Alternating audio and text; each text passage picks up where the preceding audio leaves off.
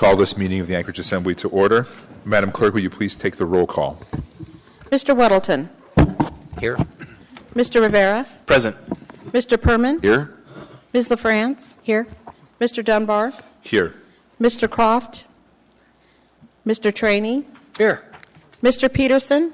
Present. Mr. Constant. Here. Ms. Demboski. Here. Mr. Dyson. Here. Chair Dunbar, you have a quorum. Thank you. So we have a new employee in the Assembly Department, Miss Natalie Wilson. Miss Wilson, would you please lead us in the Pledge of Allegiance?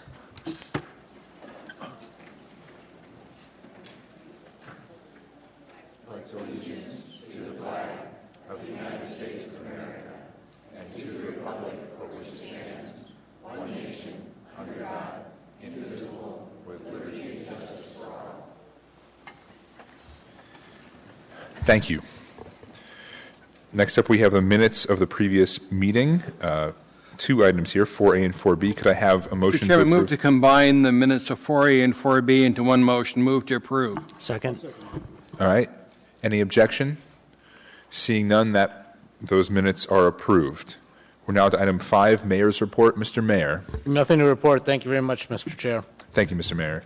Assembly Chair's report. I have no report. I'll just say that we're hoping this will be a relatively quick meeting, so we will not be having a dinner break tonight.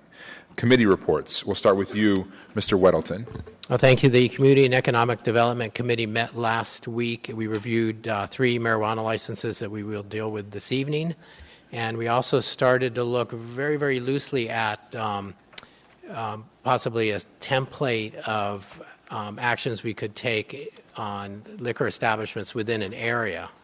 We've recently imposed some restrictions on some operations that had some troubles, but that puts them in a competitive disadvantage to very close other liquor stores.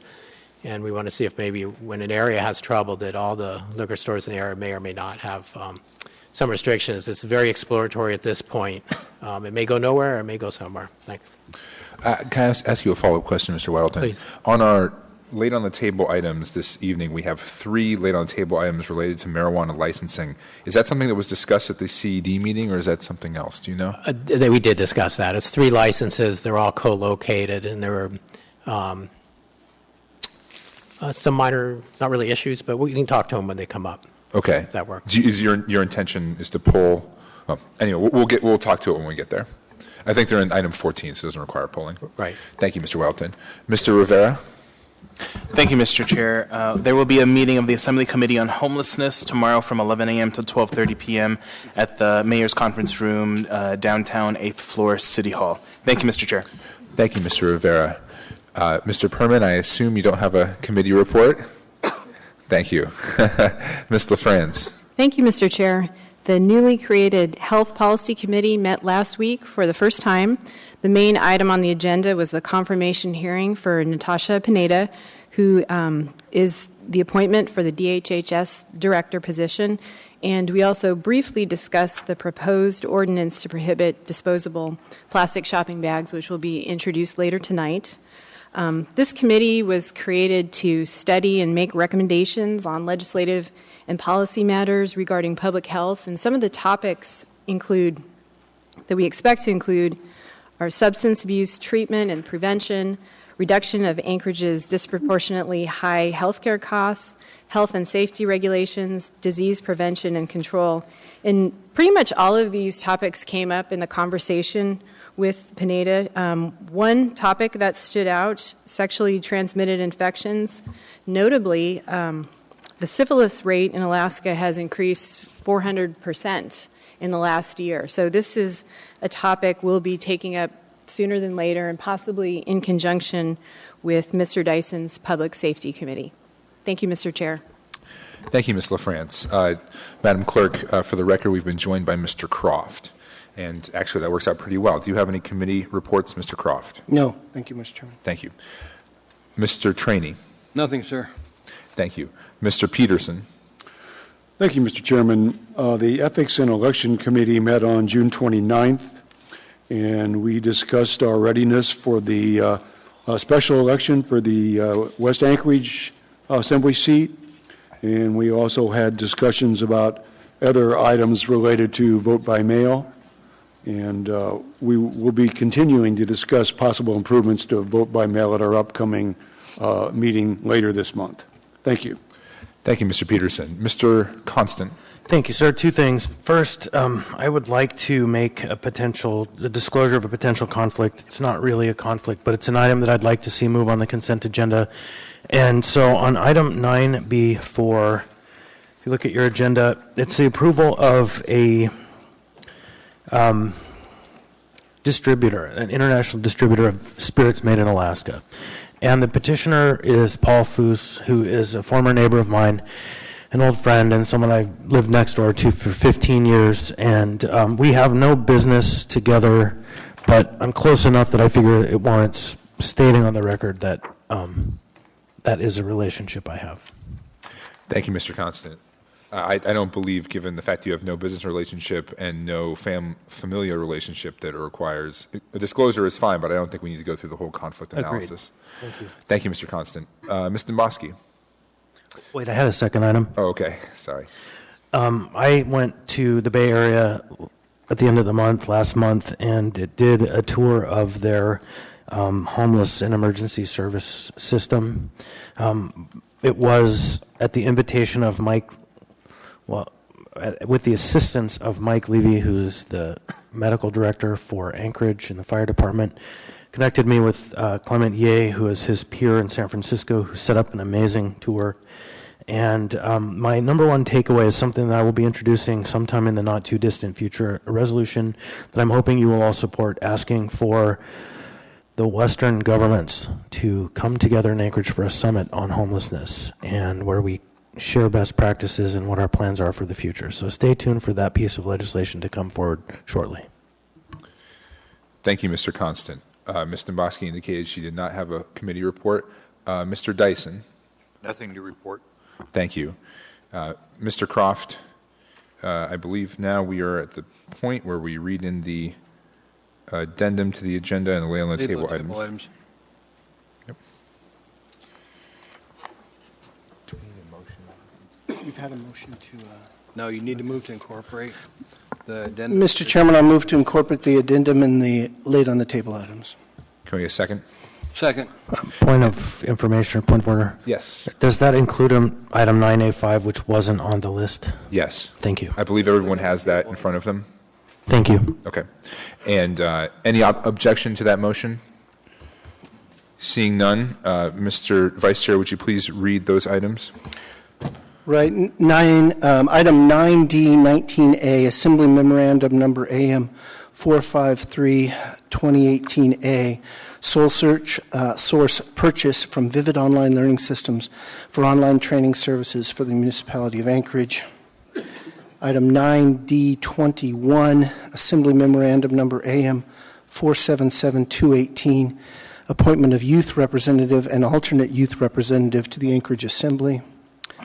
Item 9F15, Ordinance Number AO 2018-63, an ordinance of the Anchorage Assembly amending the Anchorage Municipal Code to add a new chapter to prohibit certain retail sellers from distributing disposable plastic shopping bags and providing for civil fines.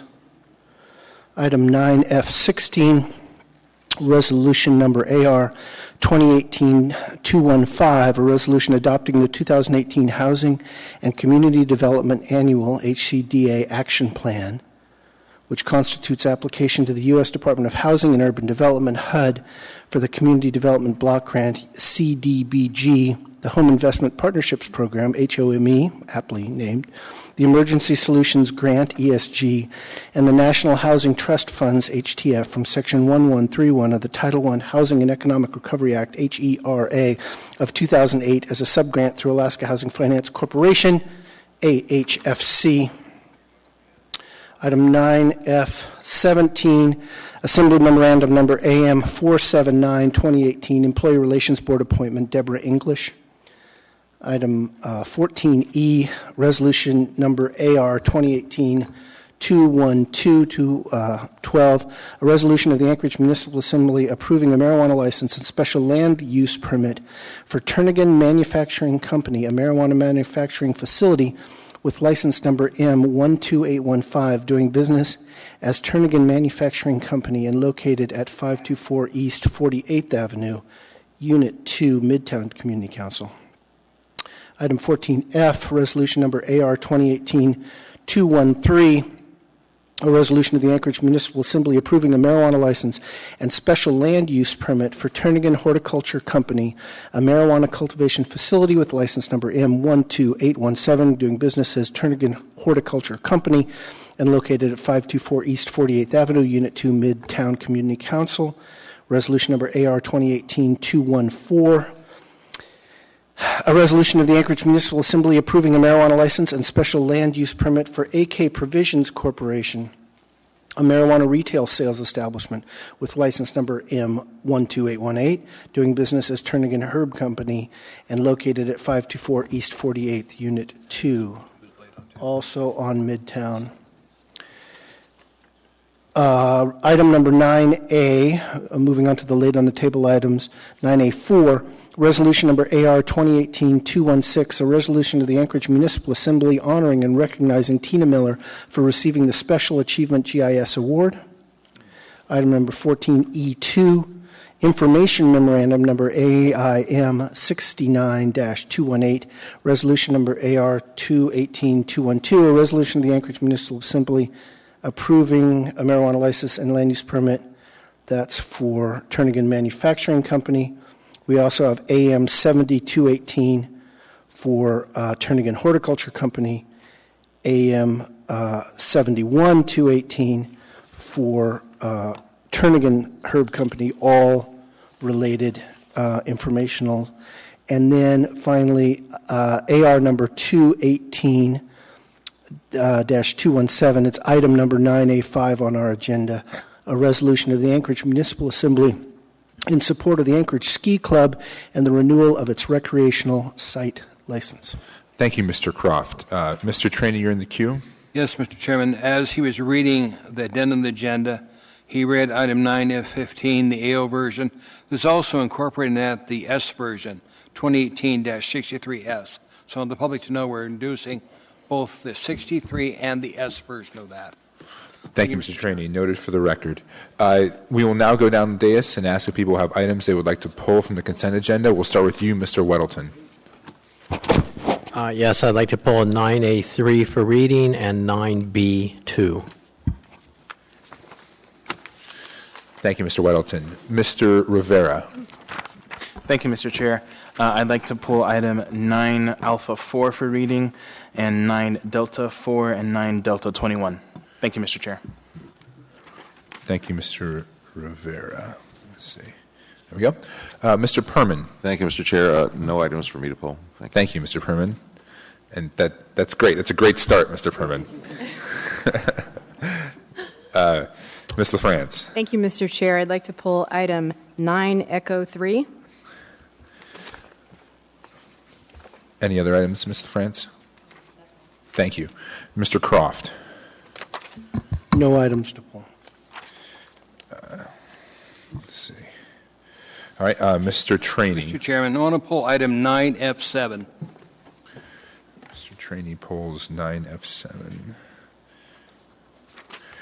And I believe I actually am supposed to pull 9 Alpha 1. Oh, no, Mr. Dyson's going to do that. Okay, Mr. Peterson. Thank you, Mr. Chairman. I'm going to be presenting 9A2, but I can also pull it. If that was what I was supposed to pull, but why don't you go ahead and pull it, Mr. I'll Peterson. pull 9A2 then. Thank you. All right. Mr. Constant. No items, thank you. Thank you, Mr. Constant. Ms. Demboski. No items. Thank you, Ms. Demboski. Mr. Dyson. 9A1. Thank you, Mr. Dyson. All right. Could we now have a motion to approve the consent agenda minus the pulled items? Oh, actually, before I do that, let me read the items to confirm. So we have 9 Alpha 1, pulled by Mr. Dyson, 9 Alpha 2, pulled by Mr. Peterson, 9 Alpha 3, pulled by Mr. Weddleton, 9 Alpha 4, pulled by Mr. Rivera, 9 Bravo 2, pulled by Mr. Weddleton, 9 Delta 4, pulled by Mr. Rivera, 9 Delta 21, pulled by Mr. Rivera, 9 Echo 3, pulled by Ms. LaFrance, and 9 Foxtrot 7, pulled by Mr. Trainee. Are there any items that I missed? All right. Seeing that, can we have a motion to approve the balance of the consent agenda? Move to approve. Moved and seconded. Let's vote on this item.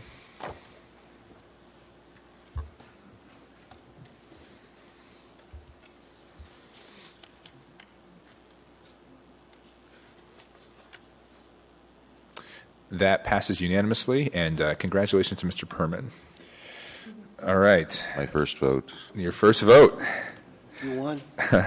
So we'll start with 9 Alpha 1. This is a resolution number AR 2018-185, a resolution of the Anchorage Municipal Assembly recognizing and commending the outstanding work of the State Department of Transportation and the Anchorage Police Department responding to the Artillery Road overpass damage on March 21st, 2018. What is the will of the body? Move to approve. Second. Moved and seconded. Any opposition? Yes. Oh, okay.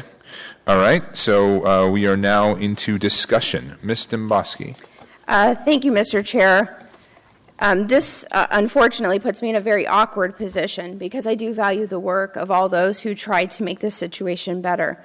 And I think there are some at DOT that worked feverishly when they got on scene to try to shore up the situation. I've tried actually to express my dissatisfaction with the leadership privately, but unfortunately I'm being forced now to do it publicly. I want to be very clear. When the Eagle River Bridge was hit, it was hit at 1 o'clock in the afternoon, and there wasn't a substantive plan to deal with traffic and divert traffic for 24 hours. In emergency management, in my world, that is not acceptable. I've had a great private conversation with the municipal manager, and I think this was a learning experience for a lot of people, and I hope it's not replicated again. I will say the solution that was finally implemented, in part, was successful because we had to close down 11 schools on Friday in Shugiak Eagle River. But when I get phone calls the next day, I personally saw the traffic jam that ensued, and I find out that children are arriving at the school hours after they're supposed to, that have wet their pants. There's no teachers there to accept them, or not enough, so they're being housed in multi-purpose rooms. And then the next day, we virtually have to put Shugiak Eagle River in a standstill and close schools. Many employers have told me they had to tell their employees that lived in the valley, just don't come in on Friday. I think that is something not to celebrate, but to learn from. And I'm sorry to those employees that I'm being forced to vote against this resolution, because frankly, in my community, it's embarrassing that the Assembly is even bringing forward to a resolution to celebrate some great success that many view as an epic failure of leadership. As I said, I say my comments today in part with a heavy heart, because I didn't want to have to say this publicly, but I'm not going to support a resolution that somehow glorifies a response that, in my view, was inadequate and did not take seriously the severity of the issue and the impact it caused to thousands of commuters and children that were trying to get to school that day. So, unfortunately, I will not be supporting this, but again, hopefully we've learned from it.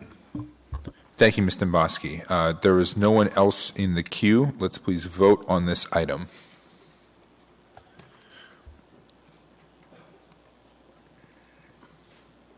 That item passes 10-1. All right.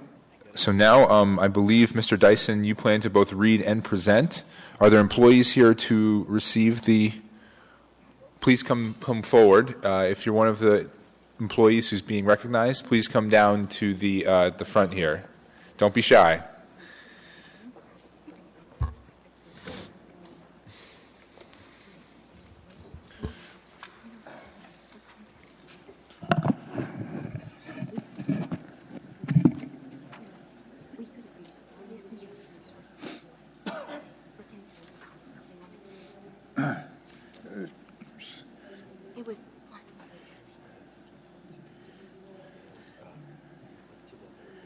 Yeah, it is a privilege to present this for a job well done.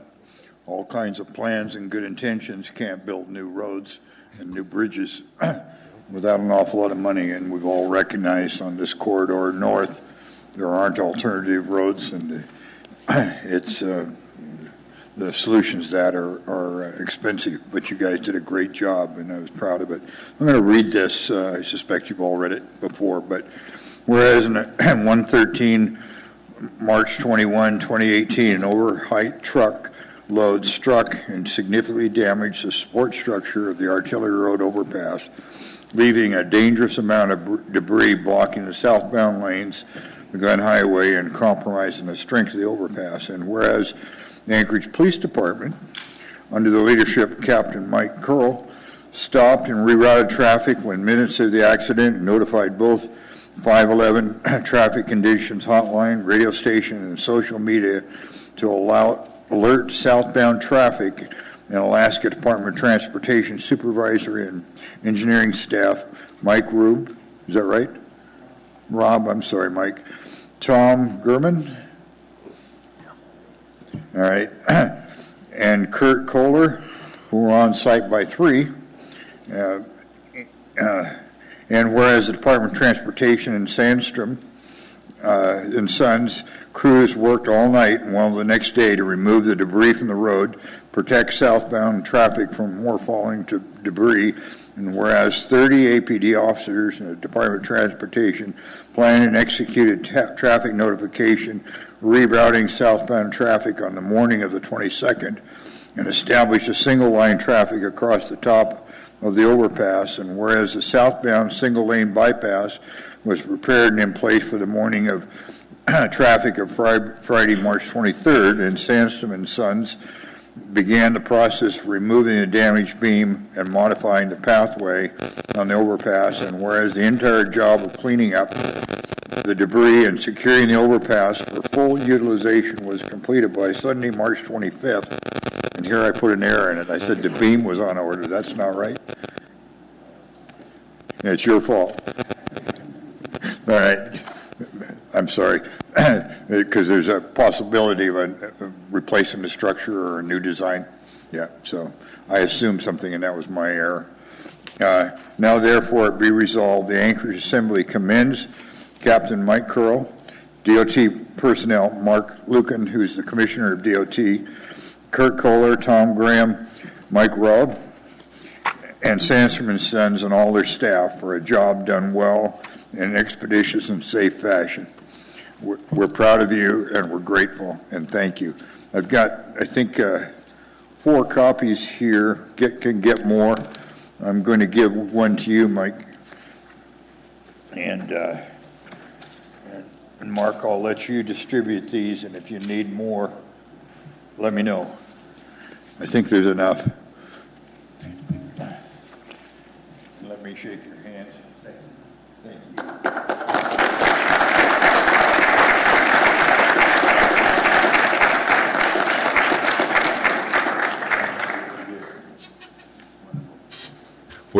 Hold on now. Would someone like to speak? Let's hear a little something. Well, thank you for the opportunity, and I just wanted to say thank you, Mr. Dyson, very much for this recognition. This was a huge team effort. You know, it wasn't just folks from Anchorage; it was actually folks from Fairbanks, from Juneau, and that's really what our department is about: is team. And so, on top of that, then we had a great team effort from APD, also folks from Anchorage planning staff. So this was a great effort, and I just wanted to acknowledge all the other folks that participated in this effort. I will tell you, we did learn some things, and it really was a great opportunity for us to be able to change some things in our department that are going to make a difference, not just when we have a small man-made disaster, if you want to call it that, but for the next big disaster, because we know and recognize that that's coming at some point. And so as a department, we are going to be ready. And this was a great wake-up call, if you want to call it that. But again, I think our folks did an outstanding job, and it really went to the team effort that we had. So thank you. Thank you very much, sir. There are no questions. Thank you. All right, we are now to item 9A2, resolution number AR 2018-202, a resolution of the Anchorage Municipal Assembly recognizing the East High School T-Birds girls softball team and celebrating their victory in the 2018 Division I softball state championship. What is the will of the body? Move to approve. Second. Any opposition? Not seeing any. That passes unanimously. So I will be reading, and Mr. Peterson will be presenting. If the team would like to please come down and come to the microphone, we'd appreciate it. Come on down.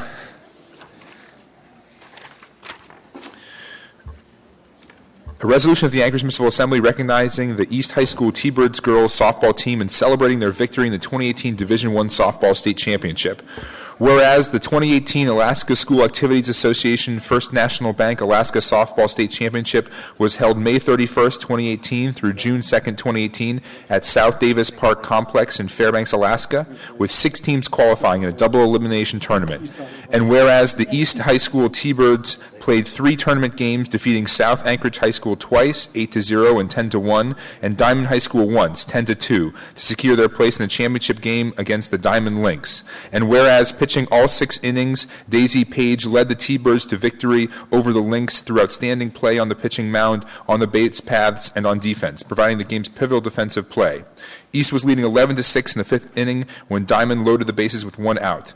With a potential tying run on deck for the Lynx, Page fielded the comebacker and threw the ball home to begin a double play that ended the Diamond threat. Whereas playing in their 7th straight championship game and emerging victorious for the first time since 2015, the Wind capped an undefeated 2018 season for the T-Birds.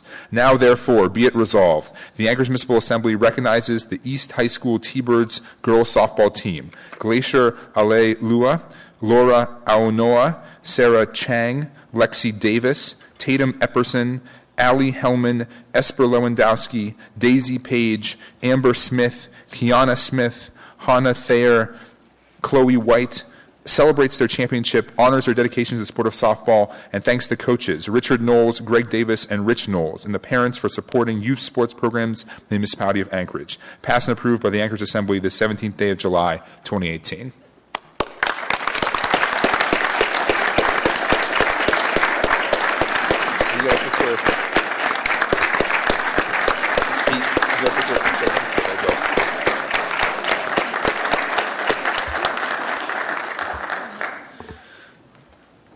Do you have a designated team captain to come speak? I do. Come on down. What am I talking about?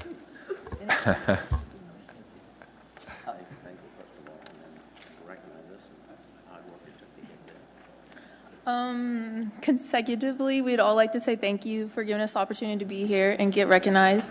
And this season, it was just one that we're never going to forget. Ever since it started, we've always been a team, and we realized what it's really like to be a team this season, because it took everybody to come together to win every game, to come out and practice every day. And it took 3 great coaches to be able to lead us to the victory in the end. And we just like to say thank you for everything you've done to support us. Thank you.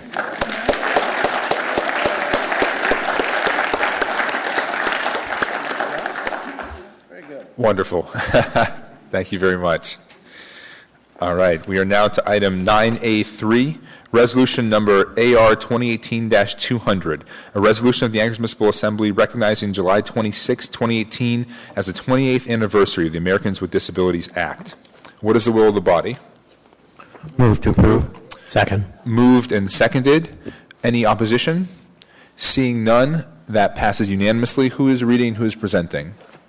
I'm about to read. Wonderful. This is a resolution of the Anchorage Municipal Assembly recognizing July 26, 2018 as the 28th anniversary of the Americans with Disabilities Act.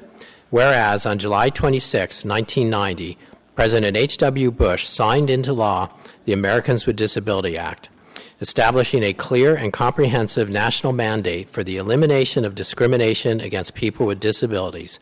And whereas on September 25, 2008, the ADA Amendment Act was passed to fulfill the legacy of guaranteeing civil rights to persons with disabilities. And whereas the ADA has broken down barriers for the nearly 1 in 5 Americans living with a disability, changed perceptions, and led to fuller lives for all Americans. And whereas the municipality of Anchorage affirms the principles of equality and inclusion for persons with disabilities as embodied in the ADA, Alaska statutes, and Title V of the Anchorage Municipal Code, and whereas numerous organizations in Anchorage and Alaska, including the Equal Rights Commission and the ADA Advisory Commission, work in our community to bring forth the promise of equality and inclusion for persons with disabilities that was envisioned with the passage of the ADA. Now, therefore, the Anchorage Assembly resolves that the municipality of Anchorage recognizes July 26, 2018 as the 28th anniversary of the ADA and does hereby reaffirm to continue to work toward full ADA compliance. This resolution shall be effective immediately upon passage and approval by the Assembly. Passed and approved by the Anchorage Assembly this 17th day of July, 2018.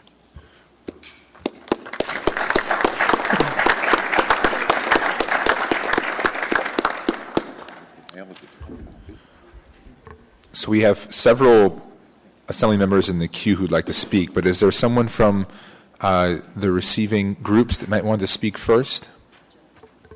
Do you want to speak, Bonnie? Do you want to say English? Okay, turn around. Where's our mic? I'll get the mic down to you. If you don't mind identifying yourself for the record. Okay, so the mic is here. Okay. I'm Bonnie Lucas. I am one of the ADA commissioners, and I'm also a member of the National Federation of the Blind. And I'm really excited about having this resolution. I do believe that a lot has been done to make sure that people with disabilities are completely included in all aspects of life, and I know that there is more to be done, and I'm happy to be a part of it. Thank you. Thank you very much. We have a few different comments or questions, starting with you, Mr. Constant. Thank you. My question is to Ms. Inglis. Jillian,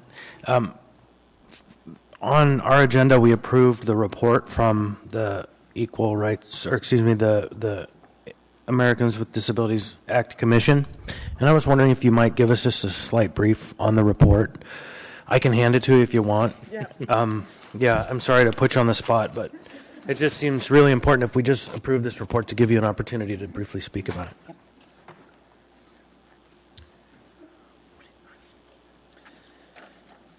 Every year, the various commissions provide reports to the Assembly on the work that has been accomplished over the past year. So this report was prepared by the Commission during the earlier part of 2018. But they wanted to, I think during this period of time, we had an issue with improving public transportation. Some changes were going on with the People Mover and the changes with that. So there was some discussion about what to do about the anchor rides. They wanted to improve accessible parking enforcement design and maintenance. We have an issue particularly with snow removal around the bus stops on state right-of-ways especially. The municipality has gone forward on our end in our streets where we have bus routes especially trying to remove the snow timely from those areas. And let's see. And they wanted to improve transportation options for the various areas around emergency and evacuation options. They also discussed the taxi ordinance, the amendment to the taxi ordinance. There is a lack of accessible taxis within the municipality. I think we've seen a decrease in at least 2 or 3.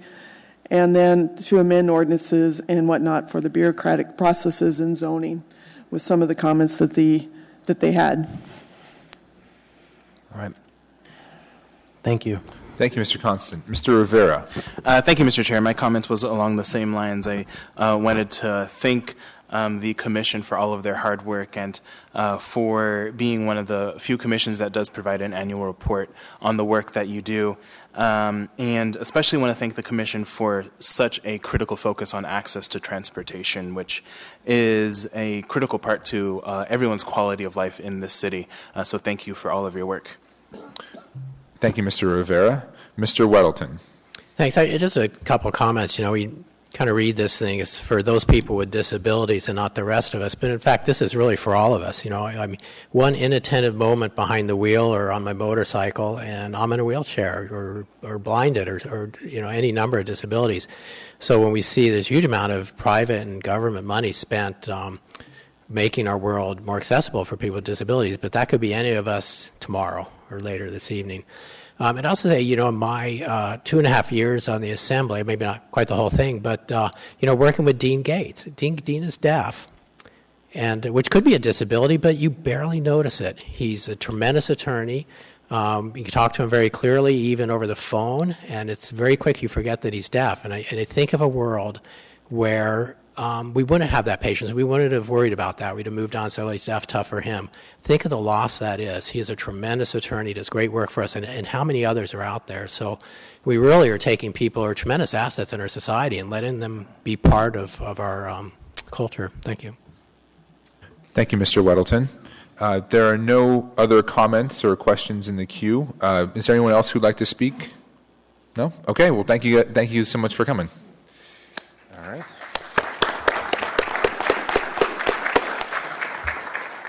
Next, we have Resolution 9A4, Resolution number AR 2018-216, a resolution of the Anchorage Municipal Assembly honoring and recognizing Tina Miller for receiving the Special Achievement GIS Award. What is the will of the body? Move to approve. Second. Moved and seconded. Any opposition to this resolution? Not seeing any, that passes unanimously. Who is reading and who is presenting? Thank you, Mr. Chair. I am reading. Is Ms. Miller here?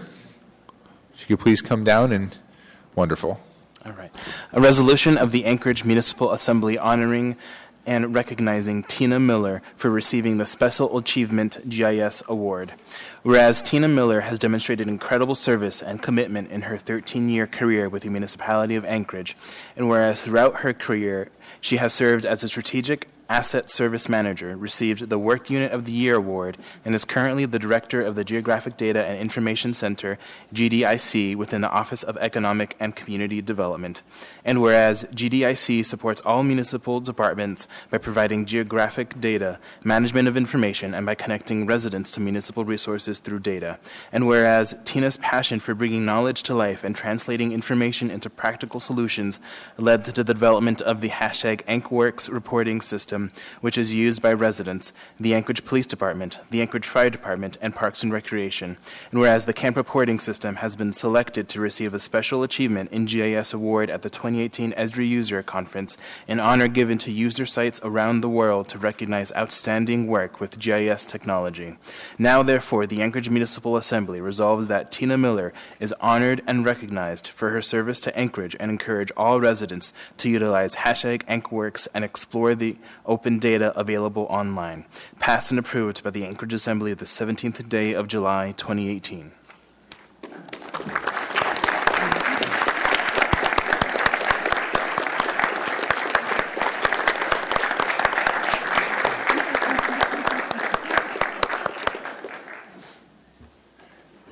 Ms. Miller? Thank you so much. I just want to say I brought a team because it is a team that does this work. GIS is a technology that's an integrative technology. It lets people see results. It lets you share information, make good decisions openly. And it's been a real honor to serve in this capacity. And I also want to acknowledge my team member, Amber Jackson, and Rosa and Nancy, who did a lot of the policy work around this. So thank you very much. And Chris Schutte, my boss. Always a smart idea. All right, Mr. Constant is thank you for this. Yeah, Ms. Miller, thank you for your work. It's a challenge. The cutting edge is figuring out the path to present the public with the information that they need, but not too much information to create harm. And that is specifically in relationship to mapping of where the camps are and what's available to the public. And I'm certain you're well aware that that question isn't settled, how we provide that information and how it gets there. And so I look forward to your most creative thinking on how to provide more information, enough information, but not too much information. Thank you. Thank you, Mr. Constant. Mr. Perman. Thank you, Mr. Chair. Ms. Miller, thank you so much for the work you've done. I'm a very active reader of Nextdoor, and this program is very well talked about on Nextdoor, and it's really made a great contribution to the neighborhood that I'm in, the West Anchorage area. People are using it more and more. It really is very informative. It tells us a great deal. Not too much, as Mr. Constant says, but just the right amount. And I find that provides a great deal of faith in our government, that we're really on the cutting edge and doing things that really make it improves our neighborhood. So many thanks to you and your team. Thank you. Thank you, Mr. Perman. There are no further questions. Thank you very much, Ms. Miller.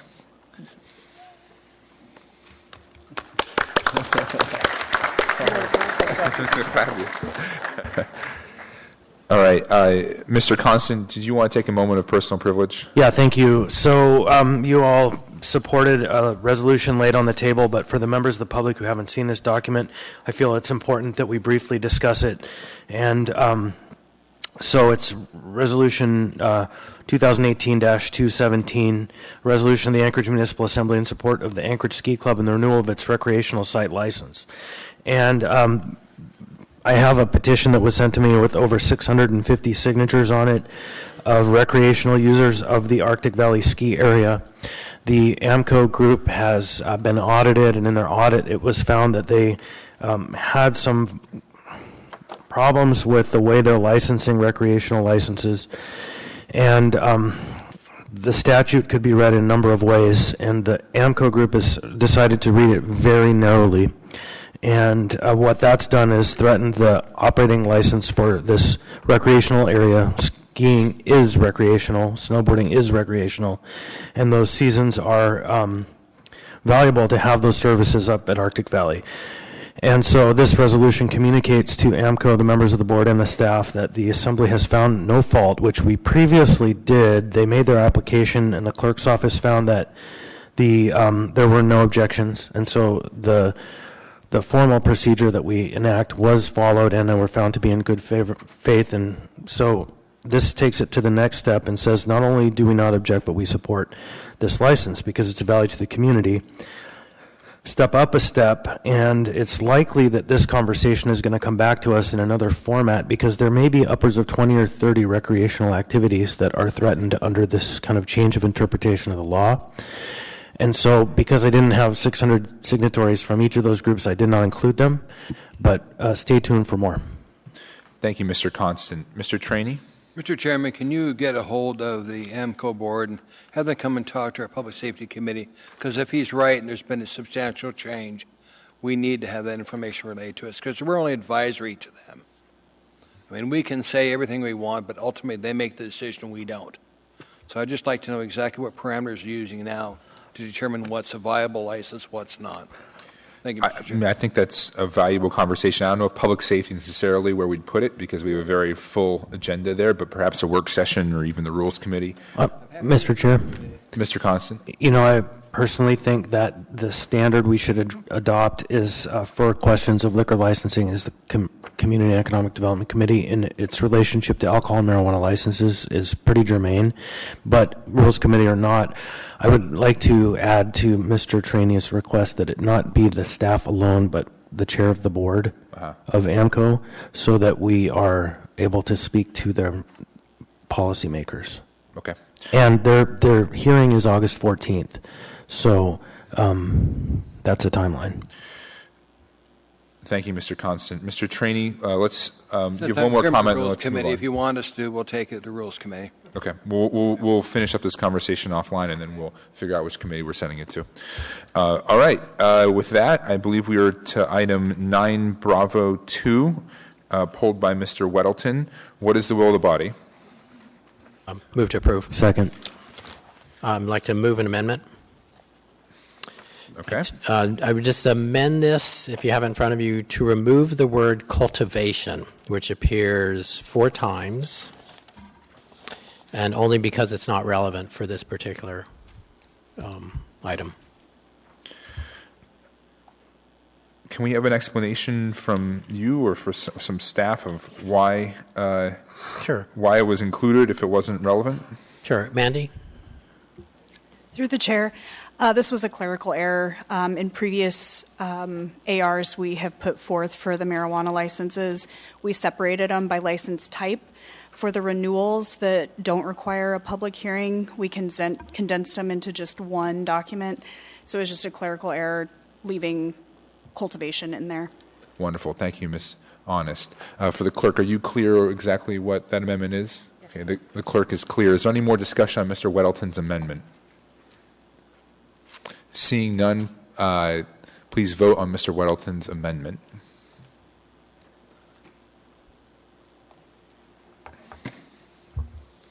That passes unanimously. We're now back to the main motion. Is there any further discussion on this item?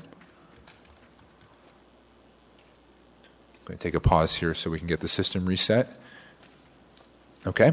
Please vote on the main item.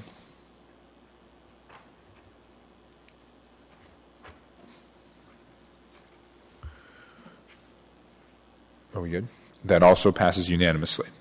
All right, we are now down to item 9 Delta 4.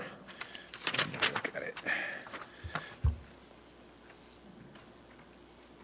Or I'm sorry, was it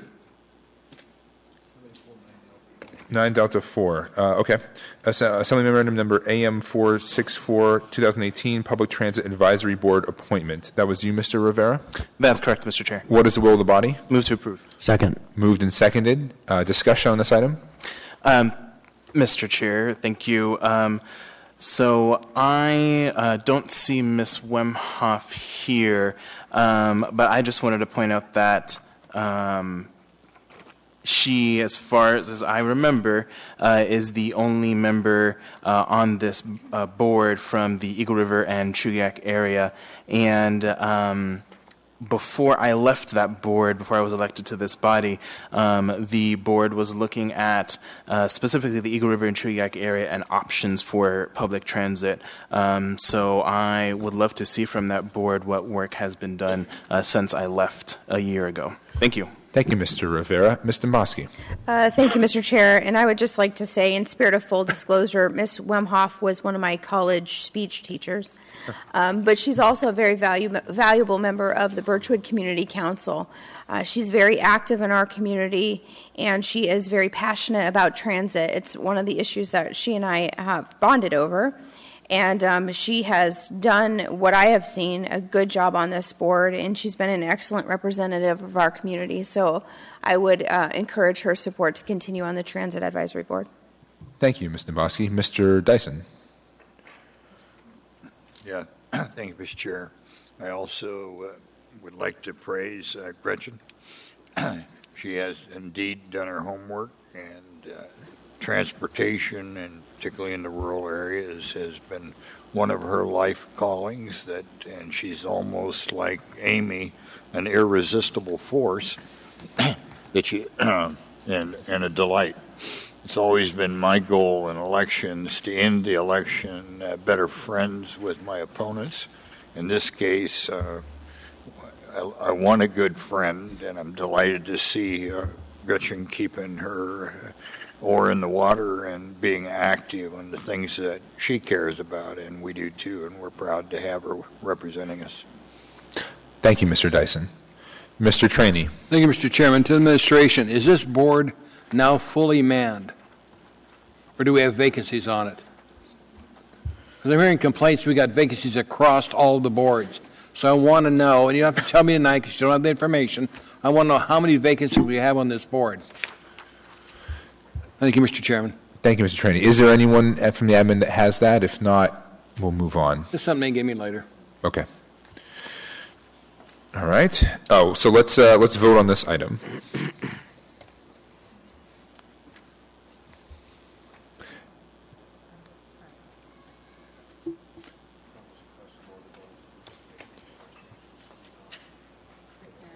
Yeah, Mr. Dyson, I'm sorry, we had a little technical issue. Are you a yay or a nay? Yay. Okay, thank you. Okay, so that passes unanimously. We are now down to item 9D. Actually, you know what? Can I get a motion to change the order of the day to take this up at the end, after the Foxtrot 7? I'd move we take up 9D21 at the end after 9F7, Foxtrot 7. Second. Any opposition to that? That's just, Lily, that's so you don't have to vote on the other consent agenda items. Okay.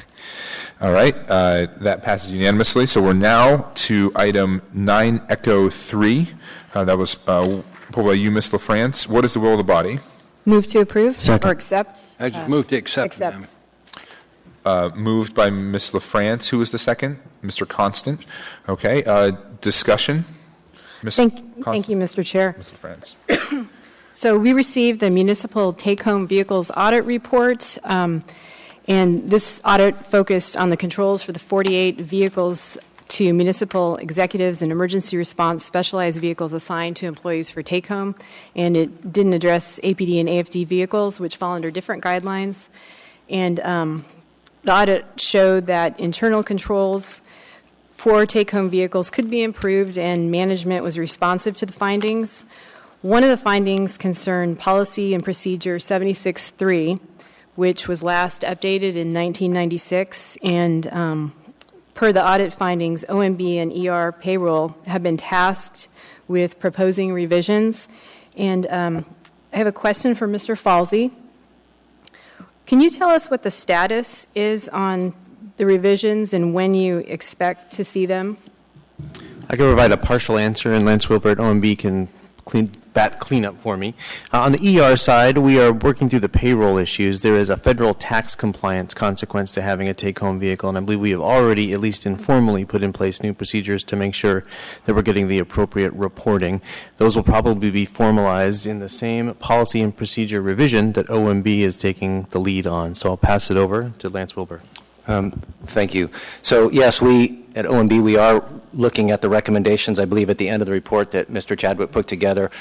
Many of those will be simple. Some of them are going to require some coordination. So we'd be glad to report back to you at some time if you would like to know how our progress is. And I think, for the most part, they're doable. Okay, thank you. And Mr. Chair? Yes, Mr. France. For the piece on reporting back to the Assembly, is there any kind of requests we need to make, or what's the mechanism for tracking? Is there a mechanism for tracking, or? I think it would be your audit committee, but I could be mistaken. Do you have a suggestion, Mr. Trainee? Yes, would you send this to audit committee, because I've got other questions. I would like the audit committee to take a look at this, and I'm going to ask Mike to come up and talk to us, because there are a couple of cars they haven't used in 2 years. Well, tell me why they are assigned a car they haven't used it in 2 years. And I've got questions on cars that go outside of our city limits. Why are they going outside the city of Anchorage when I know the police department has to park them in Clutna? So I would like our audit committee to deal with this with you. So, okay. Mike, maybe rather than have you talk tonight, we'll do that at the audit committee. Ms. LaFrance, when is your next scheduled audit committee? It's not scheduled yet, but we'll set one up for the next couple weeks. Okay, hold on. Sorry, that, say that again. We don't have one scheduled yet, Mr. Chair, but we will set one up as soon as we can. So I think in that case, we need a motion to postpone this item until the next meeting, or perhaps the meeting thereafter. Do you think you'll have an audit committee meeting before the 31st, or do you want to do it in August? I think we can do that, have it before the next meeting. Okay. And so I'll make the motion. Okay, go ahead, Mr. Trainee. Let's delay this until it's had a chance to go in front of our audit committee. Okay, and have the response back to this body, because this is an issue we need to take a look at. So your specific motion is to move it to the 31st, Yes, is that sir. correct? For anyone in the administration, is that going to cause any issues or any problems with that? I'll have to confirm availabilities, but I believe we can make that work. Wonderful. Is that acceptable to you, Ms. LaFrance? Yes, I'll second Okay. that and withdraw my motion to accept. Okay. All right. So any further discussion on the motion to postpone that to the 31st? Okay. Any opposition? Okay. That passes unanimously. We'll take that up again on the 31st, and Ms. LaFrance will hear that in the audit committee meeting in the interim. Okay. We are now down to item 9, Foxtrot 7. Move to introduce.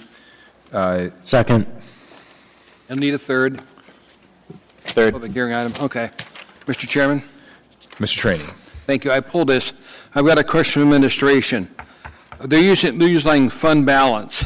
Can you tell me, according to SAP, exactly how much money is in fund balance as of this moment? And if not, how can you use fund balance if you don't know what's in there? Through the chair, Mr. Trainee. So, as it relates to fund balance, we cannot tell you today how much the unrestricted fund balance is from the result of 2017, and that's what we've been talking about.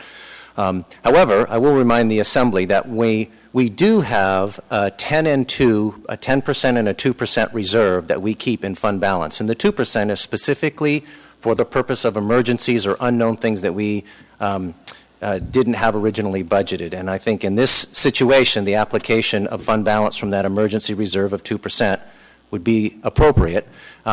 And then as we use that, when we rebuild our reserves, we will then, when the unrestricted fund balance comes forward, we will rebuild our reserves. So it's a task that the administration, I think the Assembly needs to carry out on the special election. So that would be the approach that we should take. Lance, do we know when we're going to have some estimate on what fund balance, an accurate estimate on what fund balance is?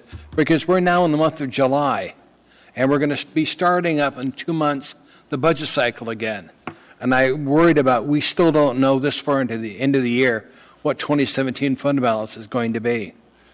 Through the chair, Mr. Trainee, This evening, I could not tell you what the date is. I visited with my staff and the controller to find out how the 15th month is the progress on their close. I know that they're very close. I was hoping that I would have a more detailed report for you on Thursday at the Budget and Finance Committee. So, but tonight, I cannot tell you.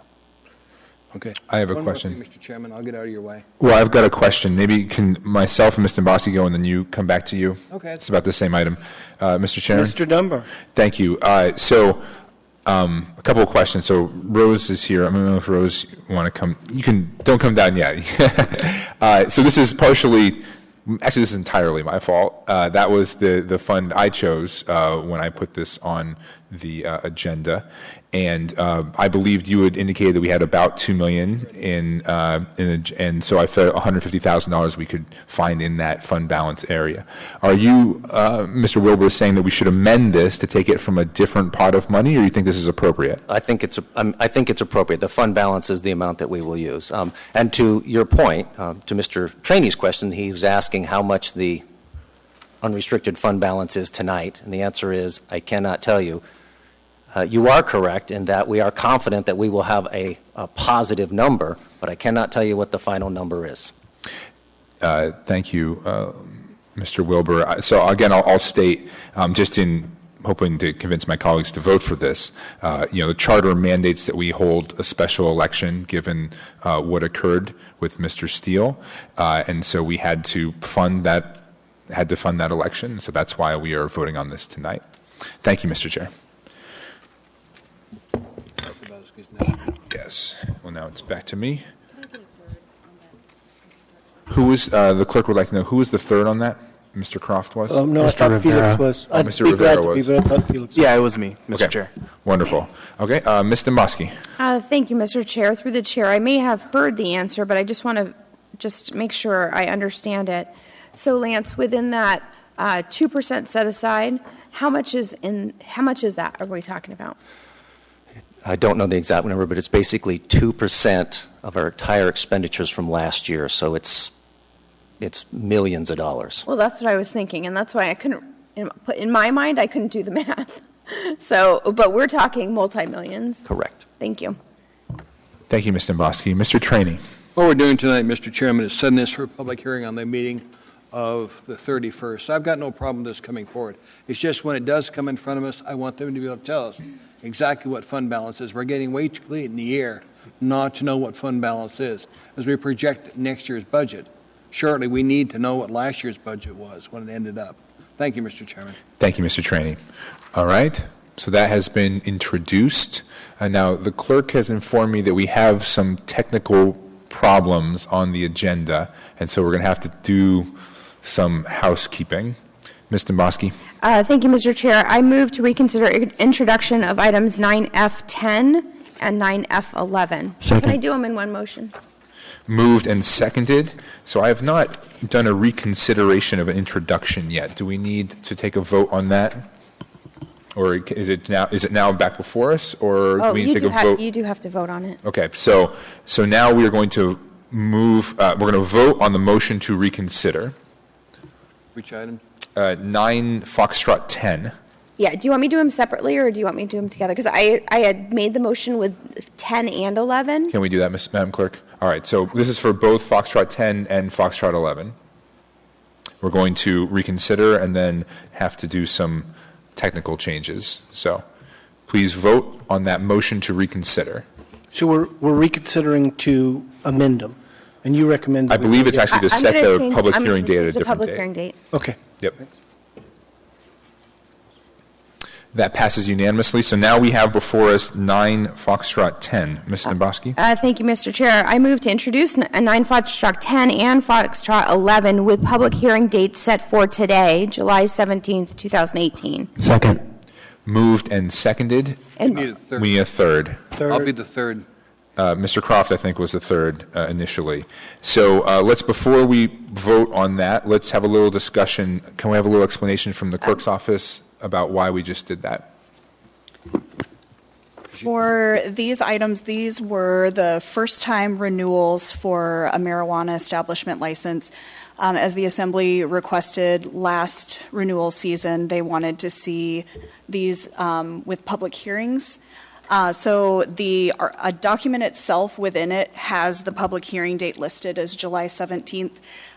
When it was put through the process, the wrong hearing date got submitted. So it actually was supposed to be for tonight. Okay. Is there any other further discussion on Ms. Demboski's motion? Mr. Weddleton. So was there public notice in any way that there would be a public hearing this evening?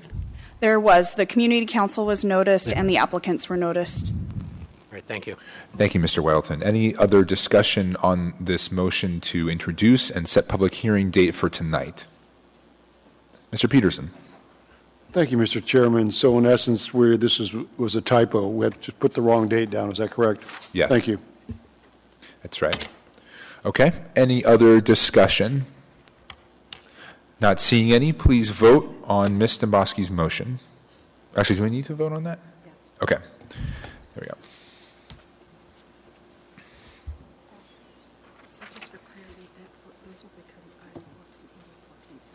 Okay.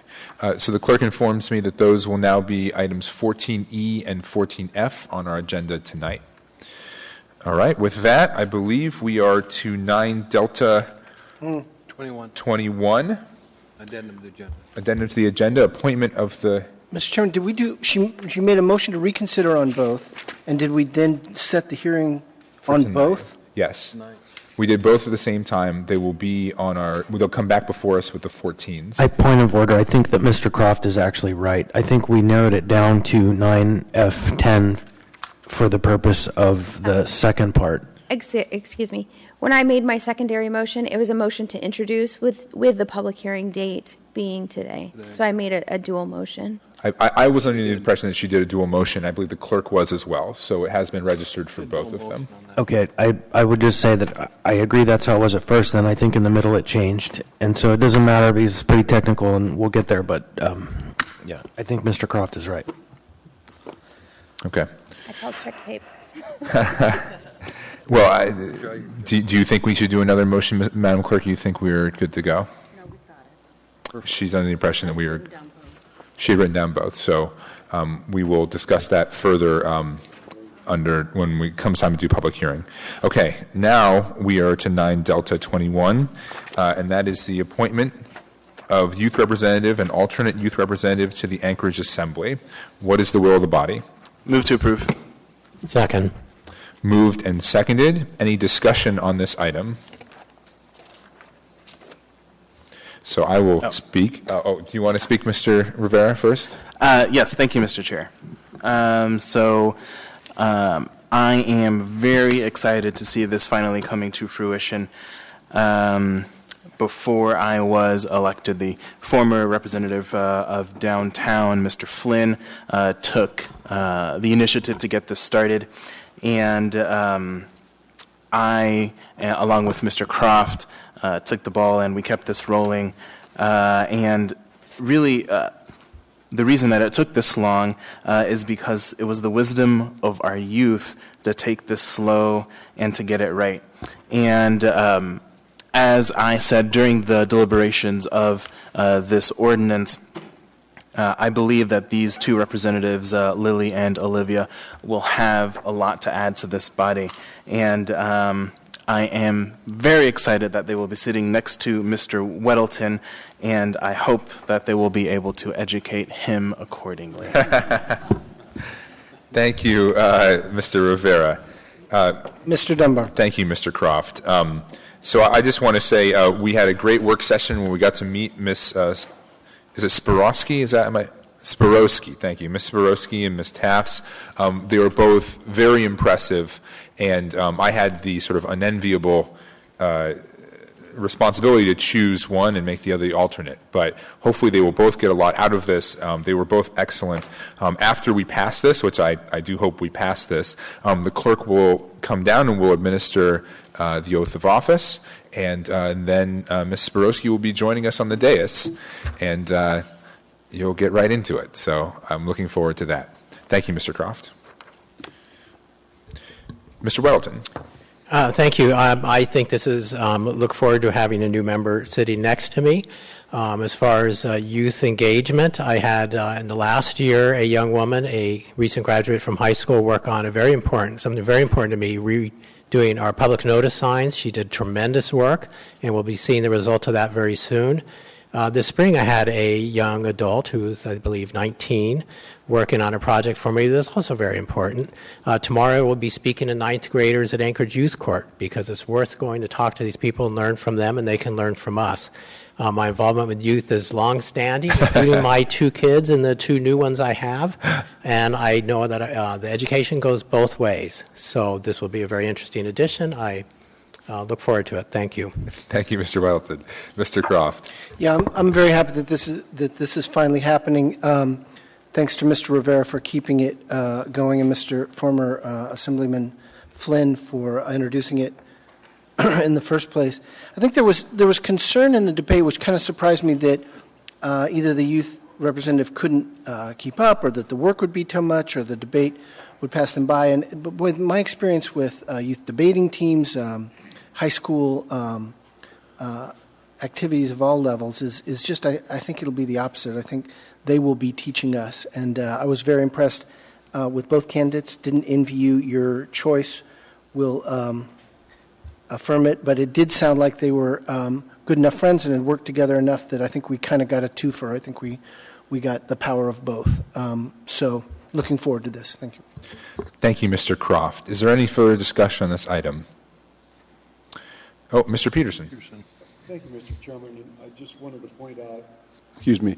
Thank you, Mr. Chairman. I just want to point out that Ms. Tass will be serving as the alternate in this situation. So in case Lily can't attend a meeting, then Olivia will get to fill in.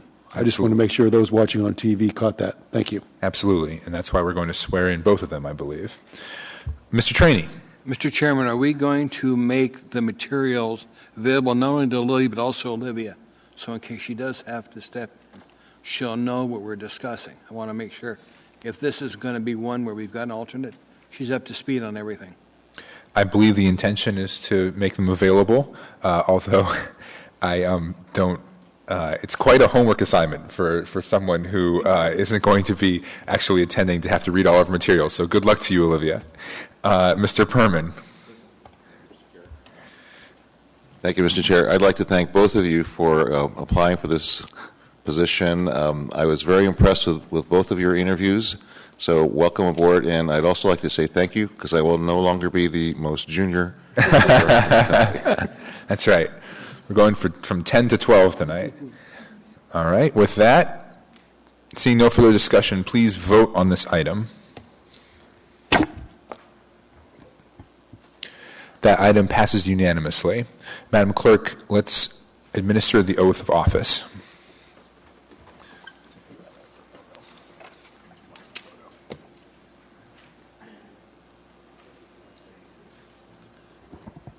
Lily, you need to come up to the podium so she can come down there with you.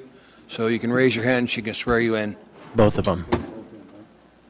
Okay. Both.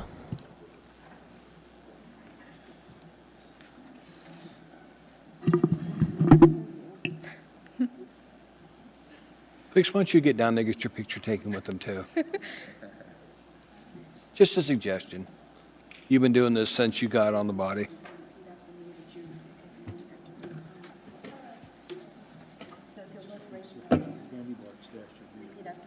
I got the sugar I need. I solemnly swear that I will support and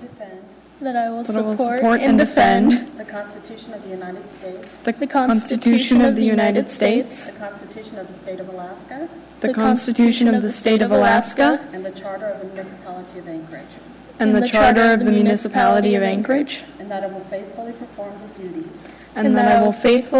the duties of Anchorage Assembly Youth Representative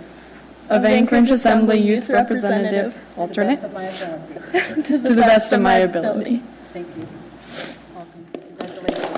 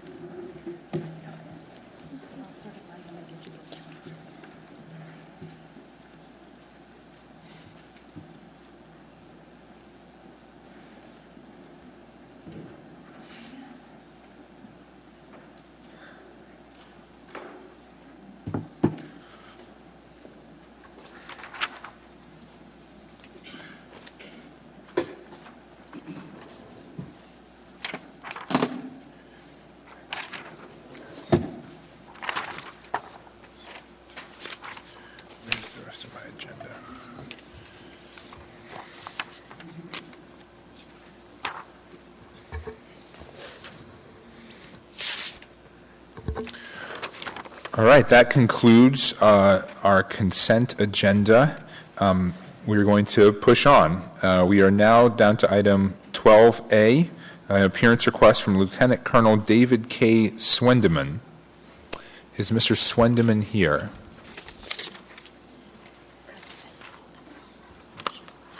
Okay. He is not here, so we'll move on to item 14A. Let's see.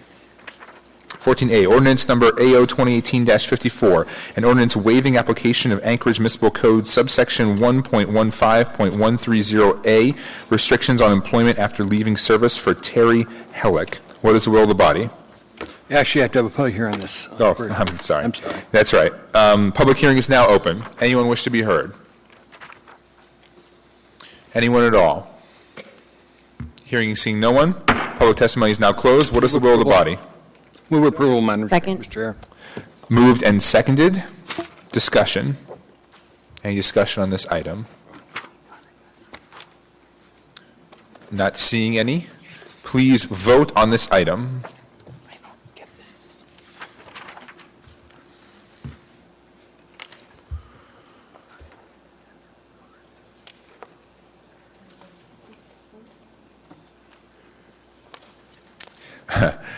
You're not really on the Anchorage Assembly, Ms. Sporowski, until there's a technical problem that prevents you from voting. Mr. Chairman, you might tell the public that she does appear on the board, Yes. that's only advisory vote. So Because the public needs to understand the difference. I was planning on doing that had it come up, and but yes. Were you able to vote, Ms. Sporowski? Oh, okay. All right. Madam Clerk? Ms. Borowski? Yay. Thank you.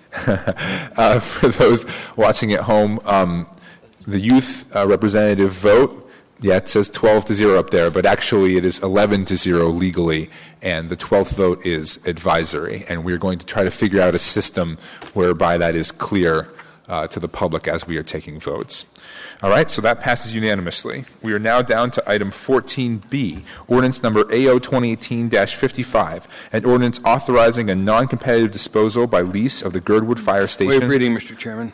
I have to finish the bolded. Located at 186 Egloff Drive in Girdwood for 55 years at less than fair market value to Girdwood Fire and Rescue Incorporated, a nonprofit corporation. Public hearing is now open. Anyone wish to be heard? Anyone at all? Hearing and seeing no one, public testimony is now closed. What is the will of the body? Moved. Second. Moved by Mr. Peterson, seconded by Ms. LaFrance. Any discussion on this item?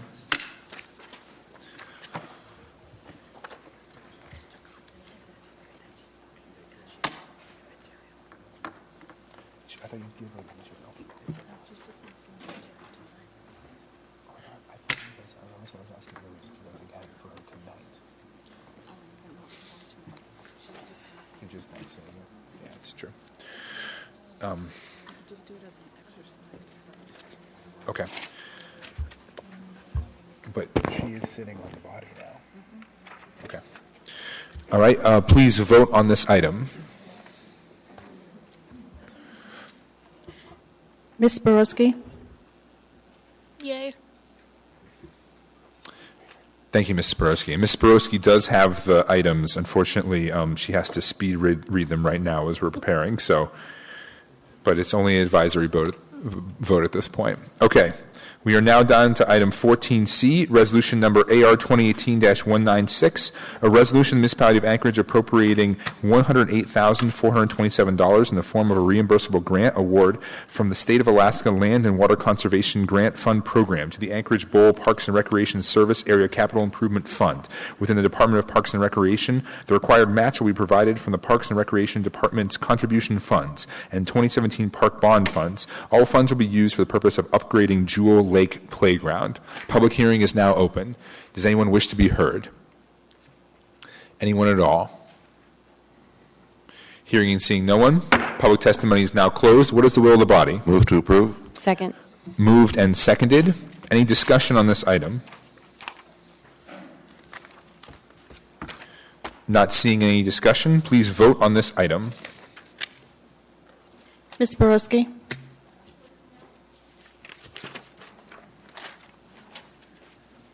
That passes unanimously.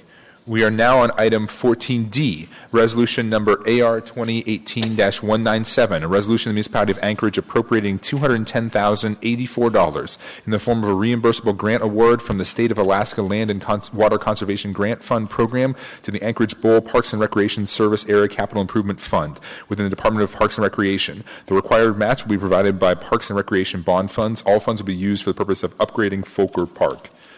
Public hearing is now open. Anyone wish to be heard? Anyone at all?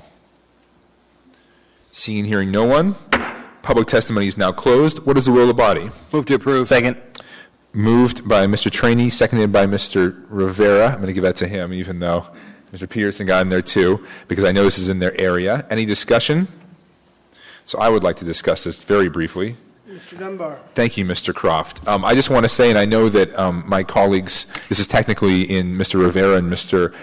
Trainee's district. Right in the middle of it, sir, yes. Right in the middle of it, but we all go to the same community council, University Community Council, and I just want to say this park is an example of a community and a neighborhood really stepping up to the plate and raising money and volunteering and working with the Parks Department and really doing a tremendous job and creating a newly revitalized asset that's right next to a senior care facility. And I think it will just be an excellent park for the middle of the neighborhood. And I just want to commend them on the work that they have done. Thank you, Mr. Croft. Mr. Constant. Could I go after Mr. Trainee? Yes. Mr. Trainee. What? Try it. Go ahead. You're up, Mr. Trainee. This will be a multi-generational playground, which seems to the law, but they're going to have equipment there for people at various aspects of their life. We've got some people that are terminal, they're staying in their facility there. So this will give them an opportunity to get out, even if it's just to walk around the park. They need that opportunity. This will give them that. Thank you, Mr. Trainee. Mr. Constant. Thank you. Just as a matter of pointing out, every time I hear about this University Area Community Council, I come to the question of apportionment. And so it's slightly off topic, but it's germane, that this community council has 4 assembly members. It has 4 members of the state legislature, maybe 6, and not one community council in my district has more than 1 assembly member, so that's 75% more, or no, 300% more representation on the assembly. And so I just like to point that out. How do you feel about the park, Mr. Constant? I love it. Thank you. Thank you. Mr. Trainee. Getting back to representation, if you go to Teku Campbell Community Council, they have 6 assembly members that are authorized to show up there. Lines are crazy. Thank you. All right. Well, seeing no further discussion, please vote on this item.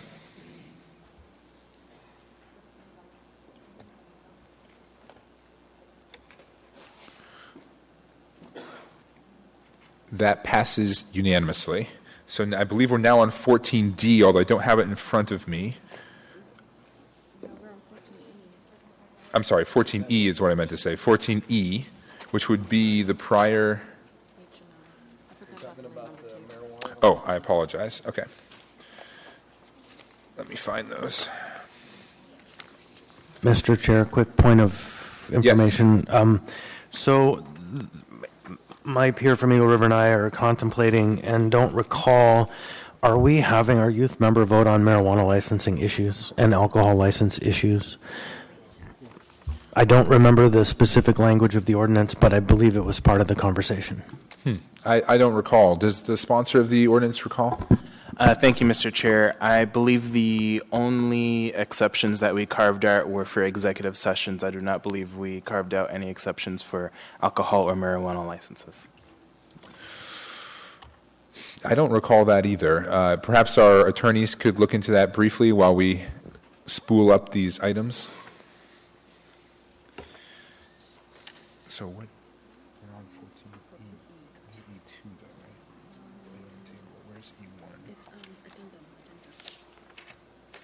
I don't have it in front of me. Mr. Constant? That's old. Mr. Croft? Well, I guess we'll know the answer soon, but I do think there's a potential problem with a legally binding vote, but that's not what we have here. We have an advisory vote, and having a member of, our high school age population telling us their view on alcohol and marijuana issues, I don't think it's entirely unknown to them, the dangers and/or impacts. And so their view is as important, I think, on that as any other. It would, I think, be a problem if it had a binding effect, but an advisory effect, I think it's as important for us to hear that as it is in any other area of public policy. So we'll find out soon, but I don't have a difficulty with it if it's not excluded. Thank you, Mr. Croft. And before I go, Mr. Gates, it is the case that at 18 you can run for the assembly, correct? That's correct, sir. And so you would be taking legally binding votes on alcohol and marijuana if you actually got elected to the assembly at 19. So I don't think it's totally unusual. Mr. Trainee and then Mr. Gates. That's what I wanted to bring up to you, that you could have an 18-year-old actually get elected to the assembly and be voting on marijuana liquor licenses, but not be able to buy the product. Yeah. So there's absolutely no problem. This is an advisory vote by having a youth member on here. They can vote. Thank you, Mr. Trainee. Mr. Gates. Thank you, Mr. Chair. So the code provision relevant to this question is in AMC 46275A9AI, and it says the youth representatives shall be seated at the Anchorage Assembly, et cetera, may join committees, participate in work sessions and informal meetings, but shall not attend or participate in executive sessions or quasi-judicial hearings. So if it's a quasi-judicial hearing, they don't participate. Thank you, Mr. Gates. So that might actually be an issue, right? So I guess I will need the clerk's office or Mr. Gates to continually remind me of when we're doing quasi-judicial hearings and when we're doing other kinds of ordinance and resolutions, because as we're going through the agenda, I don't always catch that. So for these items then, for E, F, G, I don't believe these are quasi-judicial. Is that correct? Ms. Wint-Pearson? Through the chair, yes, the consideration of licensing is explicitly a quasi-judicial matter. It's not a legislative matter. So any determination on a license application or a conditional use permit application is a quasi-judicial matter and falls in this category. Okay. Well, there's the answer then. So they could vote on a policy call. They could vote on an ordinance that had to do with marijuana or alcohol, but we're not going to have them voting on these kind of license matters. And Ms. Sporowski, if you develop an opinion on that and want us to amend the code, please let us know. Ms. Namosky. Thank you, Mr. Chair. Just a little bit of historical context. Part of the reason alcohol and marijuana licenses were brought up because the youth member can be under the age of 18, and a number of community councils were very concerned about that and felt it was inappropriate. When it comes, I have a question though for legal. Either Becky or Dean, when it comes to the consideration of licenses, is this like any other member who has a potential conflict where they shouldn't take part in debate as well?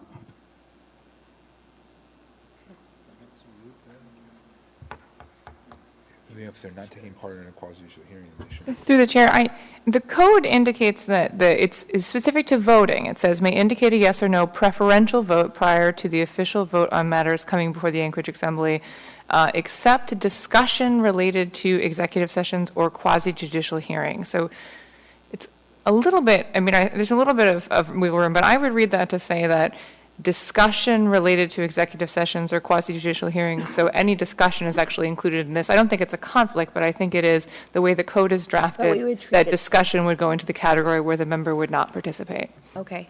So just historically, I don't know if it's probably unofficial practice, but when something comes up that we're not supposed to take part in, the member's actually supposed to walk out of the room until we're done, which sometimes accounts to 20 seconds. But there's the reason we do that for conflicts anyways is so there's no appearance of trying to sway people one way or another. But it just really keeps the member out of hot water with the ethics code, I think. But I just wanted that clarification so we know how to navigate these waters in the future. Thank you. Thank you, Ms. Dombrowski. Mr. Constant. Thank you, Ms. Borowski. I just want to say I'm really glad to have you here, and we're going to work out all the bugs over the next couple weeks. So welcome aboard. Thank you, Mr. Constant. Okay, we are now on item 14E, resolution number AR 2018-212, a resolution of the Anchorage Municipal Assembly approving a marijuana license and special land use permit for Turnagain Manufacturing Company, a marijuana manufacturing facility with license number M12815, doing business as Turnagain Manufacturing Company, and located at 524 East 48th Avenue, Unit 2, Municipal Clerk's Office and Planning Department. The public hearing is now open. Anyone wish to be heard? Sir, please come down to the microphone if you'd like to be heard on this item. I think, point of order. Yes. So should Ms. Borowski leave now, or do we wait till deliberation? I think we have 5 of these in a row. We have these 3 and then the 2 that we moved along. We could do all 5 of those consecutively. I hope this doesn't go against his 3 minutes. No, of course not. Let's see. Maybe the attorneys want to weigh in. Do you think that she needs to actually leave the room? That's typical. I don't think she needs to, but I think if it's the preference of the body that it makes clear that she's not participating in the discussion, for her to step down from the dais at the time of the discussion, that's certainly within your purview to decide that that's what you'd like to do, and advise her to step down for these discussions. My preference is to not make her move or leave. I think it's clear that she's not participating. I think certainly in executive session she will leave the room. That much is clear. But for these hearings, I think it's fine to have her continue to sit there. Is there any other discussion on that? Does anyone have an opinion strongly one way or the other on that matter? Not on that, but it would be nice if Mr. Wilton would tell us as we're getting each one of these what the result of the committee was, because these are in front of the committee, Mr. Chairman. Oh, that we'll do that during discussion after a public hearing. Ms. Wint-Pearson? Thank you, Mr. Chair. Actually, I've looked at the code again in a little bit of a depth here, and I apologize for not having all of this at the touch of my fingertips immediately, but looking again at the code, it does say that the youth representative shall be seated with the Anchorage Assembly during regular and special meetings, but it also specifies that the member shall not attend or participate in executive sessions or quasi-judicial hearings. So the attendance, I think stepping down may be the appropriate option. Okay, so Ms. Borowski, I don't think you need to leave the room, but if you won't mind, when these come up, if you would like to sit in the audience, either where we usually have members of the administration sitting in that area there, or you can sit here, either place. Is that okay? Thank you very much. Mr. Chairman, we're just learning how to live with having a youth member on here. It's new territory for all of us. It is. Okay, with that, we're back to public hearing. Sir, could you please state your name for the record and what part of town you're from? My name is Joe Dahl, last name D-A-H-L. I am from the neighborhood in question, which is, for the property tax record, is Heather Meadows. I live, according to our world-famous Google Maps, I live 3-minute walk from this location. I've lived there for approximately 30 years. I've seen generations come and go, kids. I've raised 3 sons there myself. I've seen an uptick in crime over the last year or two, more so in the last few months, from various things around. We have, unfortunately, we have some things that are a bar that's quite popular. It's on International. It attracts a certain amount of folks before. I was involved in putting the post, if you see, down by Tudor Road, coming up Eagle Street to prevent the turn there. We did that 20-something years ago to cut down on traffic. And one of the things I'm afraid of with this marijuana store is that where its location is, to the east of there, approximately 200 feet or so, you have a Salvation Army Rehab Center. You have a church across the street from that. About 500 or 600 feet to the west, where the nursing home used to be, that's been leveled, the plans are now to put a rehab center in for abused children and women. I'm concerned about the clientele of this. It'll be off the beaten path. The folks that don't want a scene will be the ones that will go there, versus the ones that are downtown, the ones that are on Tudor Road and those things. I'd just rather not have that in the neighborhood. I think we've got enough of those type of activities without adding this to it. I'd like to ask this group to vote no on approving this. Thank you.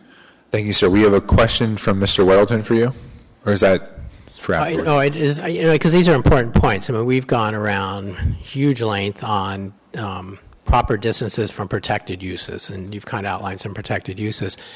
In this case, we found that they don't, that this business is the sufficient distance or the legal distance away from these things. One thing that they have in their proposal is that they will make the entrance to the south side of the building away from the neighborhood. And for people who haven't looked at this, they're mostly an industrial neighborhood, but on the north side is a neighborhood, which I presume you live in. It's a hidden neighborhood. There are quite a few families that live there. Right. And I'm not concerned which way the door faces. I'm concerned who's going through that door. Right. Okay. But visually, it'll look just like it does now. Is most likely that's what we've seen in most of these operations, and they have tended to be better. They fix them up. They light them better. They have security systems that are way beyond what was in there before. And is that? I mean, were you aware of that at all, or? To me, that's not consequential. It's not even a little bit. I'm not concerned with what happens on their property. I'm concerned what happens on my property in my neighborhood from the clientele that will be going in and out of there. The folks that may be short a little money and need to pick up something to sell along the way, something of that nature. I've seen these things. There's recently a news report just last evening on our local Channel 11. It talked about the drug problem being a part of the crime problem. And it's recognized by this body, and the mayor was here earlier, by him. And I think we've seen enough of this. There's plenty of these places that they can go to that are nearby.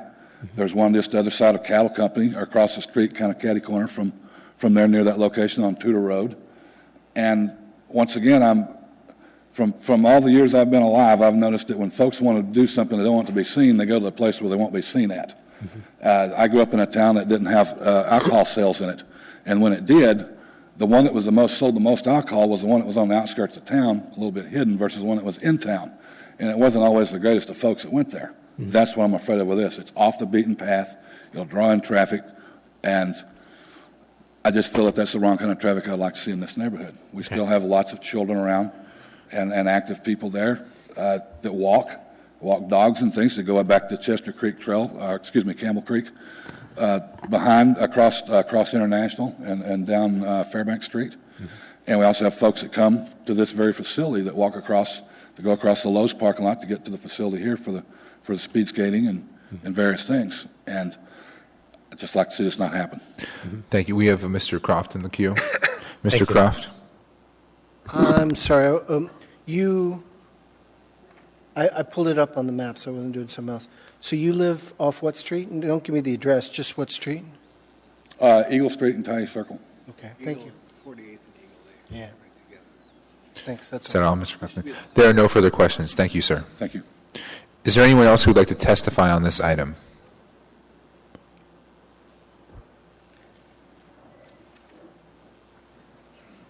Please state your name and where you're, what part of town you're from. Yes, my name is Ike McGowan. I live on 4720 Denali Street, Midtown. Sir, could you pull the microphone a little closer to your mouth? And I live 4720 Denali Street, about a block and a half from this proposed facility.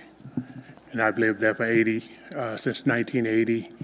And it's a great neighborhood. I raised 5 children there. My grandkids still spend time with me there. And my concern is, more traffic through the neighborhood, increase in noise. So that is my concern. Thank you, sir. Are there any questions for this gentleman? I'm not seeing any. Thank you very much for your testimony. Is there anyone else who'd like to testify on this item? Anyone at all? Seeing and hearing no one, public testimony is now closed. What is the will of the body? Move to approve. Second. Moved and seconded. Discussion. Ms. Demboski and then Mr. Weddleton. Thank you, Mr. Chair. I just wanted to point out, am I on the right one here? Is this the one where we have the AIMs, John, for the I was going to hours? move to amend that, and then I have another amendment. Okay, then I'll just withdraw. I just wanted to make sure we weren't missing it. Thank you. Okay. Mr. Weddleton? Okay, I just, if I could kind of give the lay of the land on these. We reviewed these at the Community and Economic Development Committee last week, and you'll have in front of you, laid on the table, memorandum, and that addresses for all 3 of these separation distance from a church. the way it was stated in the packet was unclear that they had met the separation distance, so this memo makes clear that they did.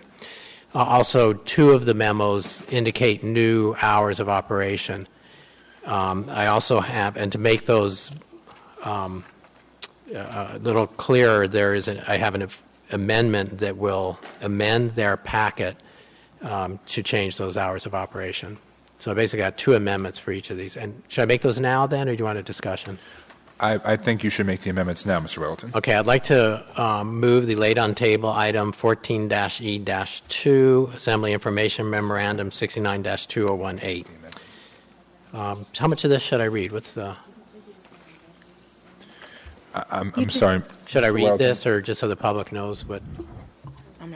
Or did I... So this is already? 14, this is in 14E2? Right. Okay. You should, this I think was distributed. What's the motion?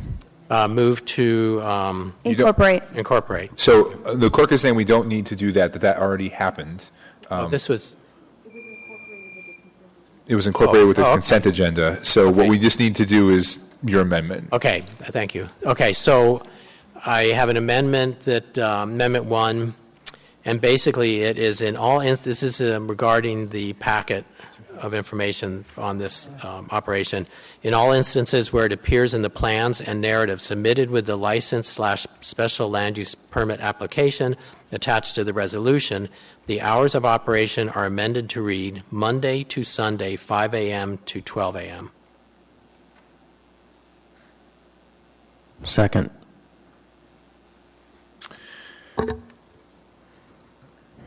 Okay. Moved and seconded. Any discussion on this amendment? Yeah, if I speak to this, Yeah, go we ahead, brought it up, and I think looking at the packet, the hours that they had in there seemed a little odd to me. They reviewed them, and this is on behalf of the applicants at their request. Right. John, do we have this amendment in front of us? No, I could distribute copies, but it was fairly simple. It just changes their hours Monday to Sunday, 5 a.m. to 12 a.m. Can I ask? Yeah, go ahead. What were the hours before? And we mean 5 a.m. to noon? Yep, Mr. Chairman, the cue for that. I was going to clarify it. This is cultivation.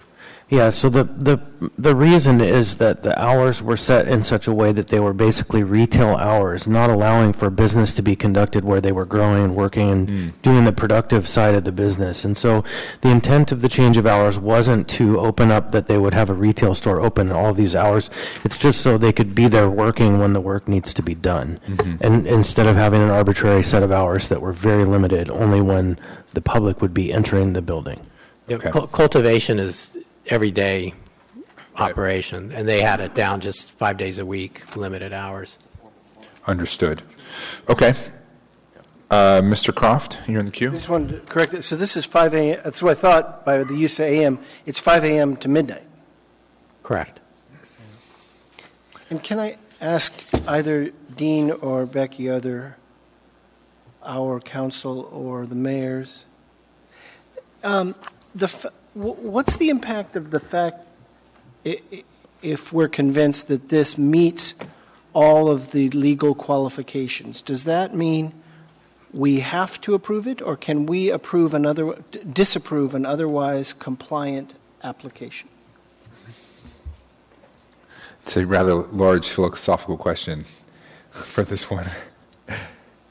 Ms. Wynn Pearson. I would say generally, in order to make sure that you're treating similarly situated applicants similarly for an entitlement, you would need to make a finding that somehow they are, under the criteria established in the code, have not sufficiently met those criteria.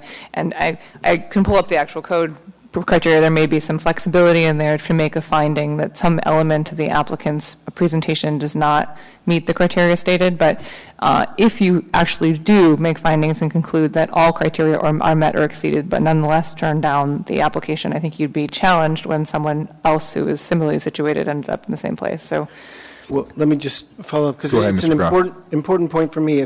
If I say you meet all the code requirements, but I find, my personal opinion, that it's too close to a residential area, that its traffic flow is not optimal, that it has other unique aspects, because each of these are unique, that But the other material aspects that I find it's just not a good idea for Anchorage to put it there. Can I or can't I vote no?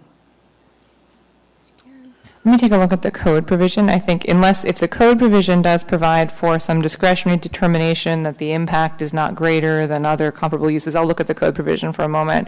Then I think you have some flexibility to say that. If there isn't a code provision that allows you that kind of discretion and you simply say all code provisions are met but I'm turning it down, I think that is problematic. Yeah, and it's an important point, and you and I have talked a little bit about it. I think that alcohol and marijuana facilities are different in that respect. That is, as opposed to a zoning where somebody wants to put it in business it's zoned for, that we have both the obligation and the power to say, this alcohol license, compliant though it may be, this marijuana license, compliant though it may be, we find, and we probably do need to put specific reasons on the record, we're not going to approve it. So Point of order. I would like to know that question. Mr. Welton. I think it's a fair discussion, but we're still on my amendment. Sure. And that's strayed a bit. Do you want to stay on the amendment and then? Yeah, I think that would be for the best. Mr. Mbasi, you speaking to Mr. Weddleton's amendment? No. Mr. Trainee, you speaking to Mr. Weddleton's amendment? Okay. Well, let's vote on Mr. Weddleton's amendment and get back to the main motion where that conversation may be more appropriate. Mr. Gates, do you wish to speak to the amendment? Not the amendment. I'll wait for the discussion about the underlying issue. All right. Let's vote on Mr. Weddleton's amendment. On the amendment, so the sole thing it does, you've given us the thing, I haven't seen the amendment in form, but I saw that language. The sole thing it does is change the operating hours? The amendment, yes, that's all it does. Correct. And that's broadening it, but just for this cultivation. It won't apply to the retail.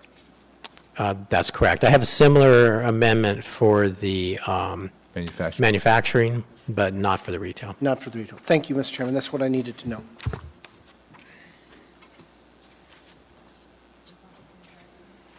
Ms. Dombowski, Mr. Dyson? That passes unanimously. We are back to the main motion. Mr. Gates, you're in the queue.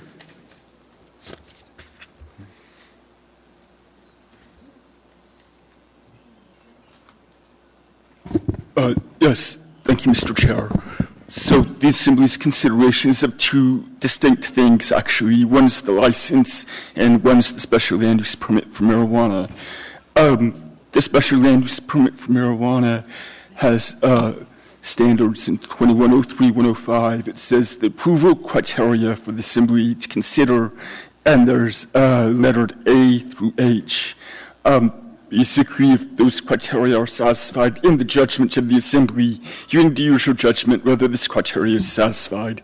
Then it says you may approve the special land use permit, not shall. So you still have some discretion. In general, the intent was to reserve to the Assembly pretty much plenary authority over approving these. Now the license in Title 10 of our code, it says you may deny the license if you find that the application, excuse me, let me find my place again. You may deny the license if you find that the issuance of the license will adversely impact the health, welfare, or public safety of the neighborhood in which the marijuana establishment is proposed to be located, or otherwise would not be in the best interests of the public. And again, that's something that's in your judgment, what's in the best interests of the public. So you do have quite a bit of discretion to deny a license, even if it satisfies all the application requirements for the license in Title 10. Thank you, Mr. Gates. Mr. Trainee. Thank you, Mr. Chairman. I'll be voting against this. I know where the area is. If you imagine in your mind to the road, to the side you've got Old Seward, to the other side you've got C Street, at the bottom you've got International. That is where this area is. Eagle and Denali, it's a concentrated, I don't want to say it low income, but low income area. And it's so isolated. There is no store in there. There is nothing. You've got the Salvation Army rehabilitation there. But listening to the people coming from that area, we just can't. It's not in their best interest to put this in there, anything relating to that. So I'll be a no vote across the board on this, Mr. Chairman. Thank you, Mr. Trainee. Mr. Rivera. Thank you, Mr. Chair. This one's a bit of a doozy for me. So I think we have the operators here. Can I bring them forward to speak? Yes, please do. Thank you. Is there... No, we passed the amendment. We're in the main motion. Please come forward. State your name for the record. My name is Greg Huguenin. And I'm Seth Mullen. Okay. Mr. Rivera. Thank you, Mr. Chair. Thank you, too, for attending. I was at the committee meeting where this was discussed. Could you respond to the concerns that we've just heard from neighbors who, if approved, would be have the impacts of this store? Thank you. So my response is for the retail store, correct? That's what we're discussing? No. That is currently what we are, No, we're discussing manufacturing, correct? Yeah. So we're actually talking about cultivation right now, aren't we? And then manufacturing is next? Yeah. No, this is manufacturing. This is manufacturing? Okay. Thank you. Go ahead. Actually, I mean, you might want to speak to your entire operation. It's just a legal, speak to the entire operation. As for the manufacturing and the cultivation, clearly will not be open to the public. In fact, those hours of operation that we're changing is just for operational standpoints to take care of the plants and without, without fear of being operating outside of agreeable hours. So we want to make sure that we're protected on that front. Again, we're not going to be, the manufacturing and the cultivation will not be open to the public. The impact will be very minimal compared to anything else, compared to neighbors, et cetera, et cetera. As for the retail location, it is a very small retail store, retail shop, and we don't anticipate much traffic for that at all. And it's my understanding as well that the rehab facility, the Salvation Army down the street, is actually closing and moving locations. Thank you. Do you have more questions, Mr. Rivera? No, I'll just listen. Thank you. I have questions for these guys. We have a lot of people in the queue first. We're going to start with Ms. Wynn Pearson. You might want to remain standing there for just a little while. Ms. Wynn Pearson? Thank you, Mr. Chair. I just wanted to make a point as you're going into discussion. So circling back, so sort of compiling both my comments and Mr. Gates' comments, he's gone through the code criteria that do where the discretionary criteria are. So I would advise you, and we can ask him to reiterate them again before we get to the point of making findings and conclusions, that if you do elect to deny this application, just in your comments make clear the reasoning for and the fact that in which provision in those discretionary standards you're relying on as the grounds for denial. It's under both state case law and in our own code, it's important that findings in a license and a land use entitlement decision be clear as to the grounds for denial. Thank you, Ms. Wynn Pearson. Mr. Perman. Am I on your list, Mr. Chairman? Thank you, Mr. Chair. Mine says I am.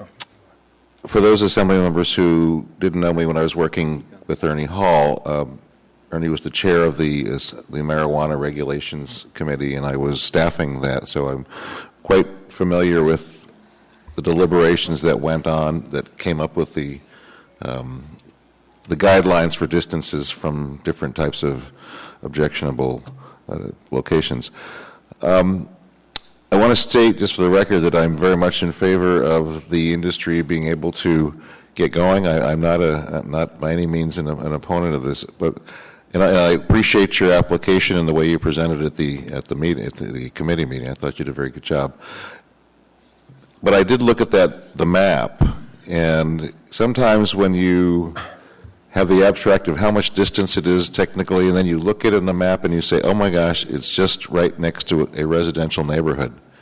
In a neighborhood I'm familiar with, it hit me. And I said, well, maybe that's not, maybe we don't quite have it worked out yet.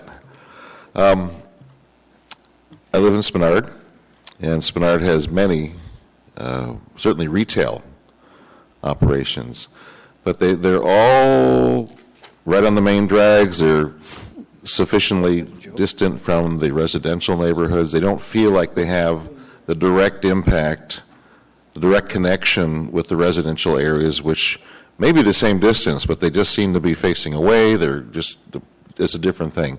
This one feels to me, as I looked at the map, it's just too close. It felt too close to that neighborhood. Maybe your retail was somewhere else. That might be a different story. Thank you. Thank you, Mr. Perman. Mr. Constant. Yeah, thank you, gentlemen. So this underlying zoning is I-1, and what that means is that you don't have to have a retail operation. And so what I'm hearing is a strong objection to the idea of people walking up and walking away from your operation. Does it kill your model, to your plan, if the licenses are divided and you don't find yourselves with a retail operation? To answer succinctly, no. They are separated. Each of the three are separate licenses, separate applicants. But to answer your question directly, no, it does not kill our business model if the retail does not get approved. That may help our deliberation. Mr. Dunbar stepped away. Mr. Weddleton. I just have general comments later, not for these two. Okay. Mr. Trainee, we Thank got you you on the list. Got a question on the cultivation. Can't you, in fact, sell marijuana joints from the cultivation? I understand you can. No, sir, that's wholesale only. Wholesale only? Correct. Okay. Do you guys live in the area? We live in Girdwood. Both of you? Yes. So you've got nothing invested in this area? We've got this invested, yes. I know, but outside you of don't this, have correct. the same way the homeowners, his whole life is, okay, I'll Mr. deal with it later. Yeah, thank you, Mr. Chairman. Mr. Peterson. Thank you, Mr. Chairman. I would like to bet that there are black market growers and sellers in that neighborhood right now, and they probably have been there for decades. I think it would be fantastic to actually get a legal marijuana business going there so they could possibly put the black market people out of business. And I think they have been working on opening this business and doing it correctly for a significant amount of time. They've jumped through a lot of hoops and have made significant investments in this area. And I think security will be improved once they get those security cameras up. Most marijuana businesses that have opened, people in those neighborhoods have found that security is much better than it was before. And I think that will be the case in this neighborhood as well. So I'm going to be a yes vote on this. Thank you. Mr. Constant. Yeah, so we're in deliberation on item 14E, right? That's the manufacturing license. Yes. Right, it's the manufacturing. So we are not talking about a retail operation at this time, and so I am going to be in support of this, and I'm also going to ask my peers to be in support of this because it feels pretty arbitrary. If the fear is that we don't want a negative public group of people coming in because of crime and all these other issues that we have all over town, even though these businesses are proving before your very eyes, retail and all, that they are not creating crime. In fact, they're doing just the opposite, providing presence, public safety, that it's fair to contemplate the manufacturing license separate from the issue of the retail, and I would ask that you all discern very closely that difference. Thank you. Thank you, Mr. Constant. Mr. Weddleton. Okay, just like that. At the Community and Economic Development Committee meeting, we did recommend approval.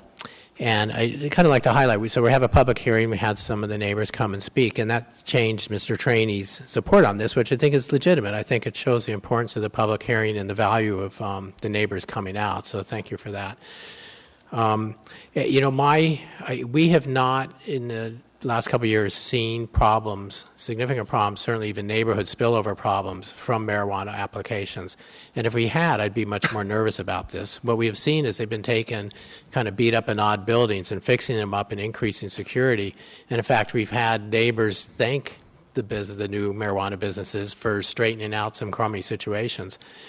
We also have every year we could pull the license if there are problems. So I will support this, and I hope the neighbors, if they're not already, are connected with their community council, because if the community council expresses a desire to have a public hearing on this, and actually I guess the first year it will go to public hearing automatically, if you come forward and have a list of complaints, and if we have had complaints, and we do have code compliance people checking these, we will look at it very closely and we can pull that license.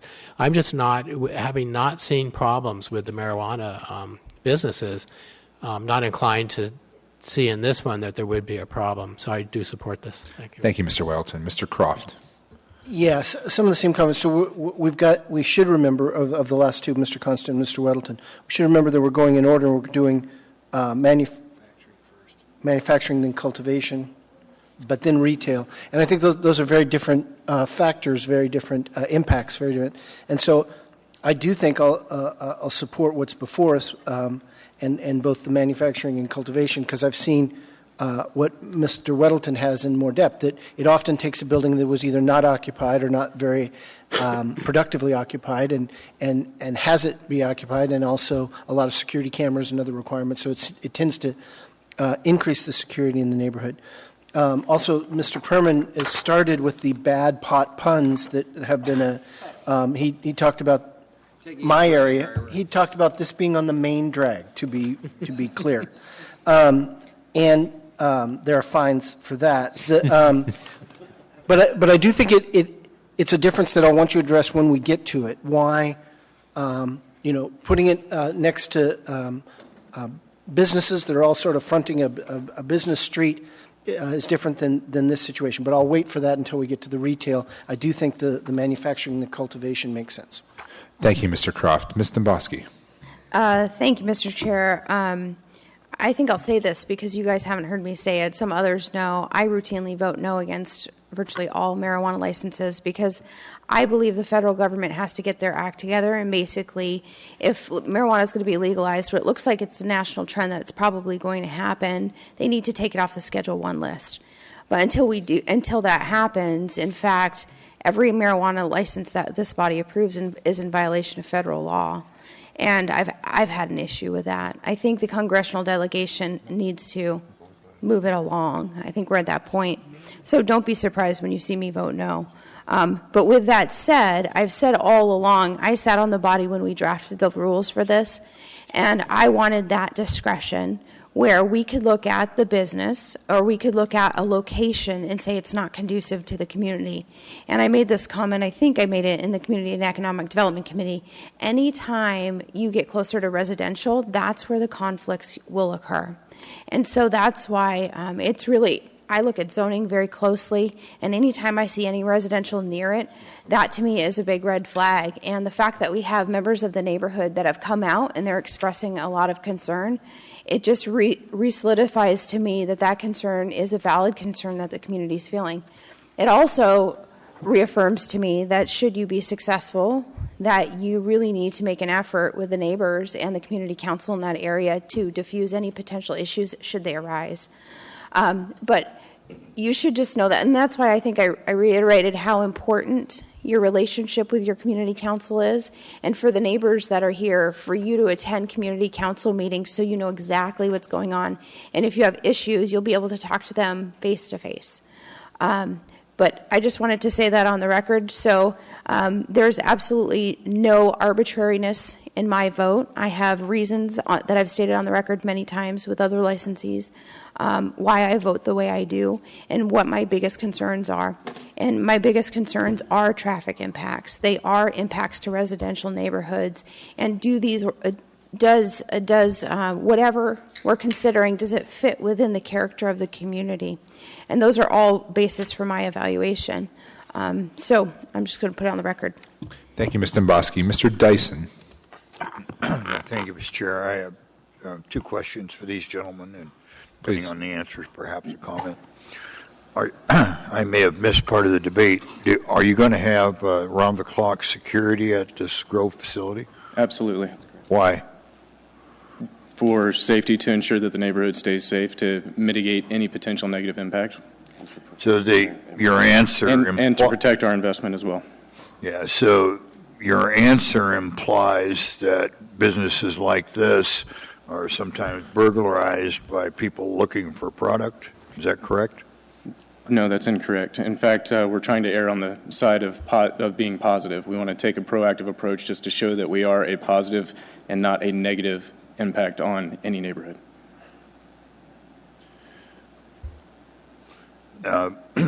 Pardon my engineer's mind, that doesn't make sense. If your employees aren't going to be hassling the neighbors, if there's no one coming there looking for product, why have security? If I opened up a hardware store, I would have security for that too, sir. So people go to a hardware store to steal tools, maybe the cash register when they used to have one. But you're thinking people will come to steal your product. Not necessarily, but I want to ensure that they don't. Yeah. And please, my questions are not accusatory. I'm trying to get a hold of this. Do you have a second question, Mr. Dyson? No, but I have a comment. Okay.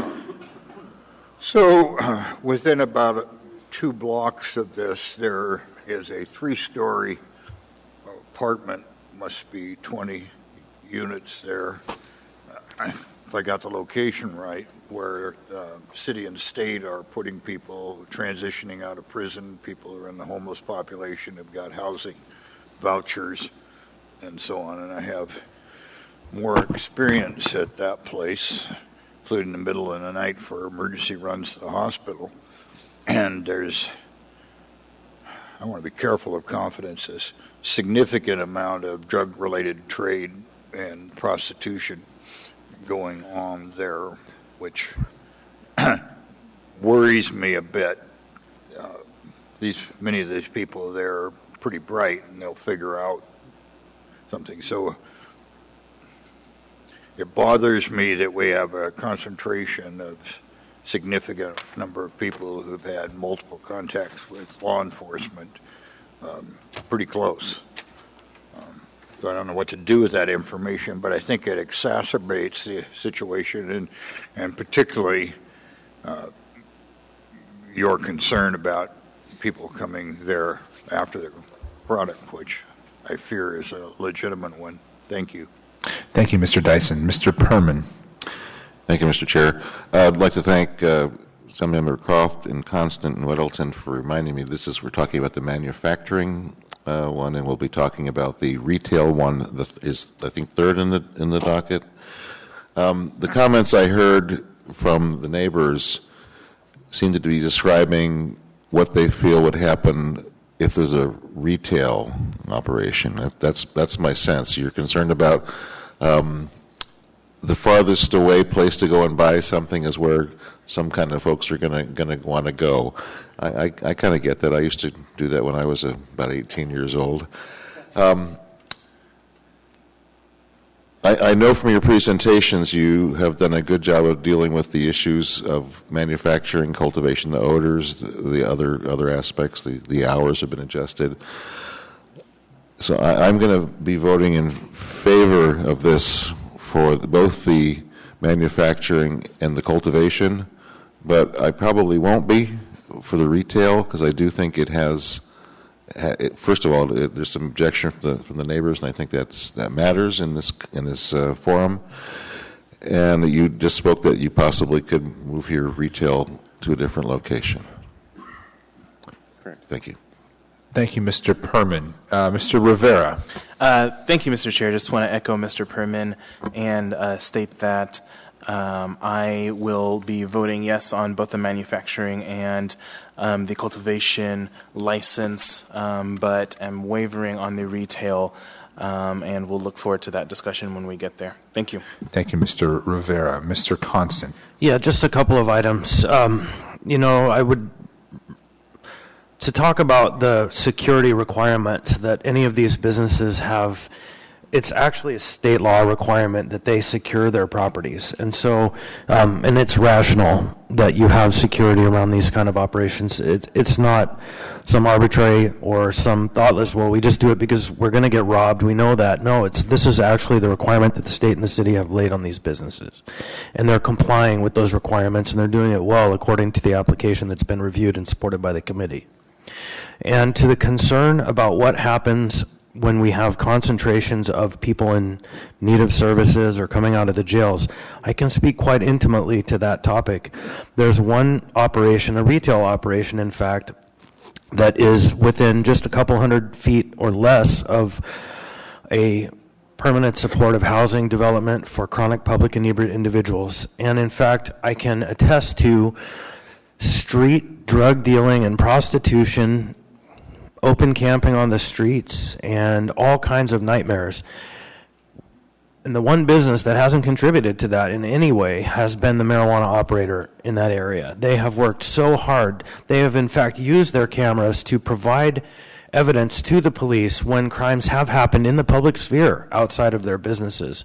And so my experience with these licensees is not that they are contributing to the trouble that's happening on the streets, but they're doing just the opposite.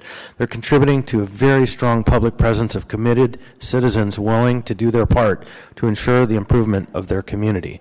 So I'm strongly in support, and I have witnessed the benefit of these operations when they're done right. And I'm the first one to go after the ones that aren't operating right. Ms. Weltzine can attest. Thank you. Thank you, Mr. Constant. I don't see anyone else in the queue.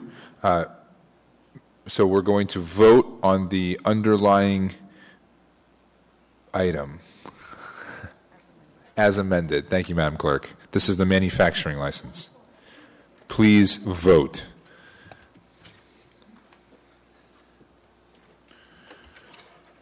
Mr. Dyson? Oh, sorry.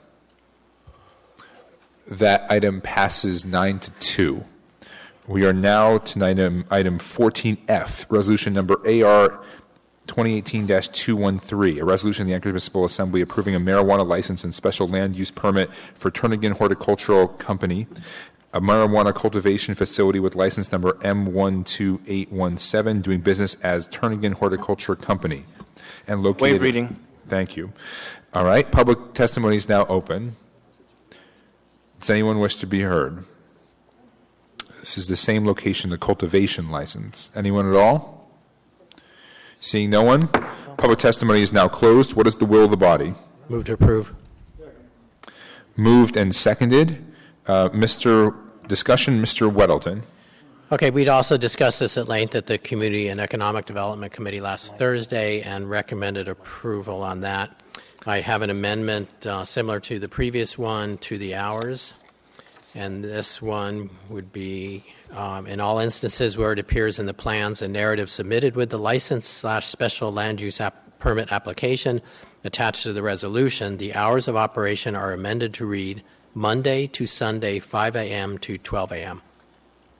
Second. Mr. Weddleton's amendment is moved and seconded. This is the same set of hours as the last amendment you did, correct? That's correct. And I apologize when I think at least once I referred to the previous one as cultivation. That was manufacturing. This is cultivation. Right. Is there any discussion on Mr. Weddleton's amendment? Seeing no discussion, please vote on Mr. Weddleton's amendment.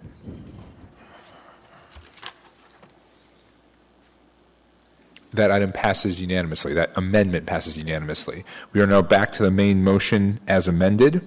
Any further discussion on this cultivation license?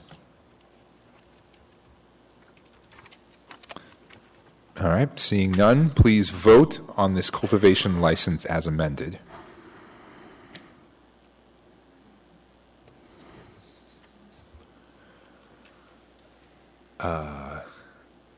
That item passes 8-3.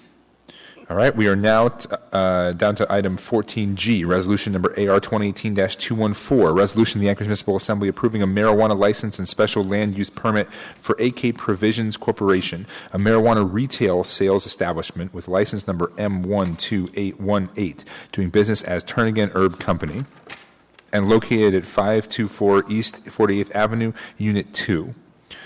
Public hearing is now open. Does anyone wish to testify on this item? Anyone at all?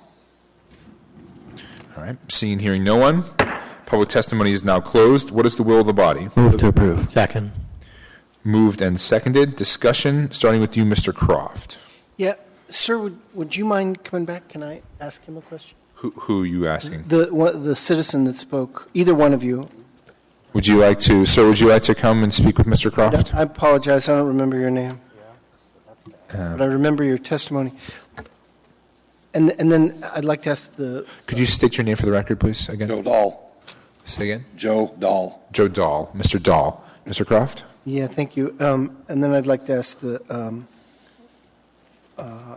owners. But, Mr. Dahl,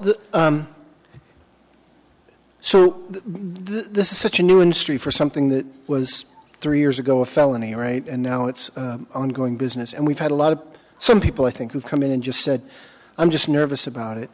And I think Mr. Weddleton, who's done a whole bunch of work on it, is right. In a lot of those cases, we either had them say there are fine businesses in it, or at least they haven't had the problems that people have worried about. And so I'm trying to separate here between sort of a general, this is new and I don't want it in my neighborhood, from a real specific concern about what you think this is going to be a danger. Don't you think this has the potential to clean up a building, use it better, and take what may have been underground activity and make it 9 to 5, business? Doesn't this have the ability to clean up rather than hurt your community? I'm unsure of the answer to that, depending on what the owners would do.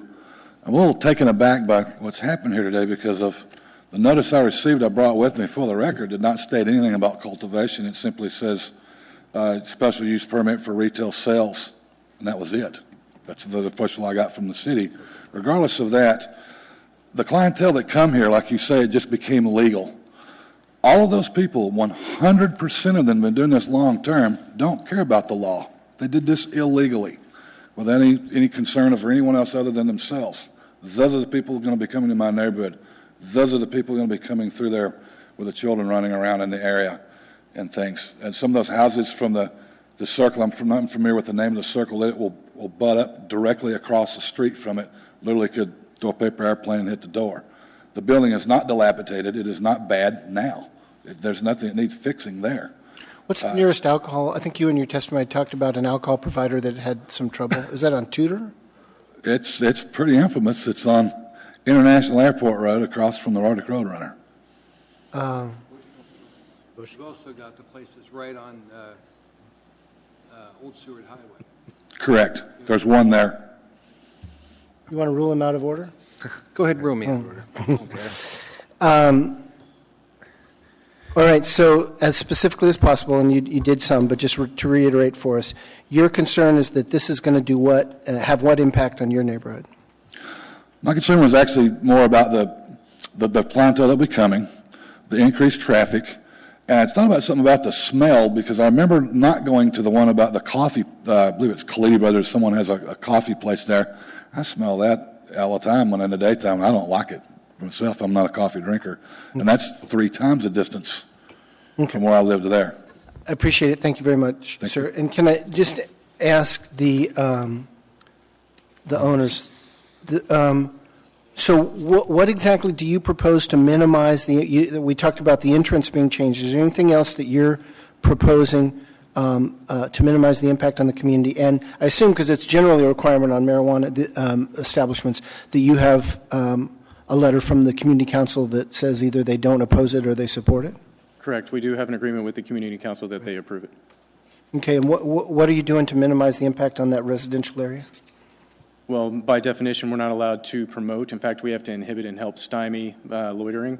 We won't put up with that, clearly. And the amount of traffic that's coming in, it's not like they're coming in and staying. They come in, make their purchase, and again, this is a small retail location. It's roughly 250 square feet, give or take. I forget exactly. Mm-hmm. We're not going to be promoting anybody staying there. In fact, we want people to come in and go out. As our application stated, we're going to... Sorry, can you speak closer to the mic, please? Sorry. As our application stated, and the whole process is we have to outline security and what we're going to do to prevent any loitering or any kind of bad impact on the neighborhood, and we don't think that we're going to have anything that, if anything, is going to make it safer. Okay. Yeah, thank you for indulging me, Mr. Chairman. Thank you, guys. Thank you. Mr. Trainey. Thank you, Mr. Chairman. Could the individual come back up that lives here? Come on back up, sir. I got some questions for you. Are you on 48th, or are you on Eagle, or you're Denali? Which street are you on? Eagle. You're on Eagle? On the back, Eagle and Tyee corner. On 48th, you've got the Salvation Army, but all those homes along there, actually their backyard is on 48th, if I remember correctly. That's correct. And so what you're dealing with, a lot of people coming in there, that if they want to take something, hit their backyard and go. Correct. And you don't really have any community council representing that neighborhood.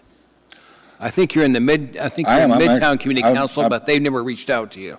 The only reach out I had was the envelope, this notice I received from the city. That's all I've ever heard of this. Because when you look at your neighborhood, basically you're looking at 4 sides. You've got Tudor Road on one side, Old Seward on another, C Street on one, and then International on the other end. Correct. And you're right in the middle, and you've got single-family homes, apartments, and 0 lot lines, I think, duplexes. Hardly any 0 lot lines. There's a few duplexes, but mostly single-family homes. Right near that, what's that one place that serves a bunch of food? Anyway, it's right in that area. Here's the problem. They want to be open 7 days a week from 8 a.m. to midnight. And these people are going to be cruising through his neighborhood and all my constituents who live there. It concerns me the time they're going to be open. I know you wouldn't go with me on cultivation and manufacturing, but you really need to take consideration my neighbors that live along there. They have the right to peace and freedom when they're in their own homes without cars coming by. This will put a lot of traffic in a neighborhood that isn't designed for it. In fact, the city shut off Eagle years ago. Correct. Just to stop the bypass traffic from going through. And I'm really concerned what you're going to do putting this retail. They're going to come down 48th and out to C Street, or down and go down to International, or hit your neighborhood. So I'm a no vote on this simply because the welfare of my constituents is paramount. That's why we're elected here. I appreciate they want to get into business, but my concern is my constituents. Thank you, Mr. Chairman. Thank you, Mr. Traney. Mr. Weddleton. Oh, thank you. Maybe one question, I think. So you only got notification for the retail, and I wonder if we could ask staff. Mr. Yelly is here. Notifications were sent for all 3 of the operations, and my understanding is the notification requirements are identical. So you should have gotten 3, probably the same day. But that didn't happen. I have it with me. I wonder if, Ryan, can you maybe just address that briefly? And Yes, thank you. Through the chair, I did check the mailing list, and Mr. Dahl was on the mailing list for both cultivation and manufacturing. Oh, okay. So he should have received all 3. Okay, thank you. And just to reiterate a couple points on this, we did mention that because it's retail, they need an MOU with the community council, which keeps a close connection with them if there's any problems. There's also very strict odor constraints. Retail hasn't had much issues with that, but for the cultivation, if you can smell it outside of the property line, you can call code enforcement and they'll come in and they'll have to deal with it. And there's been very few issues with that, but a couple, and the people have had to put in more ventilators. I expect it will be the coffee roasters don't have that requirement. But we also have, within the code, there are stricter requirements when the retail operations are abutting a residential area. And I know if there were changes in hours or changes in the size of the operation, it's much tighter. So any change in what they do because they're next to retail would be brought to us when it would not be if they were deeper into the industrial area. And I don't, Mr. Gates, is there, are you familiar enough to address that? I think it was just if the size of the operation or the hours changed. Were there other aspects that were triggered because they're closer to the neighborhood? Do you mean if there's a change, whether they need to come and apply for a modification? Is that the question? We have tighter restrictions. When a retail operation abuts a neighborhood, their requirements were a little bit tighter than if they were, say, along the main drag in Spenard. I want to say yes, but I would like to look at the code first before I answer fully. Okay, and then to reiterate on this, every year they have to come before us. A year from today, they'll be in front of us for the license renewal. And if there are problems that have gone to the community council or to the neighbors, we can shut them down immediately. And, you know, my inclination has been, I think we'll give them a chance because we have not seen problems with these operations. But when they come up for renewals and there have been problems, I think then we're going to be very tough on these things, these operations. So I do support this, but in all cases, we'll be watching very, very closely. Thank you. Thank you, Mr. Weddleton. Mr. Rivera. Thank you, Mr. Chair. I'd like the operators to come up, hopefully one last time.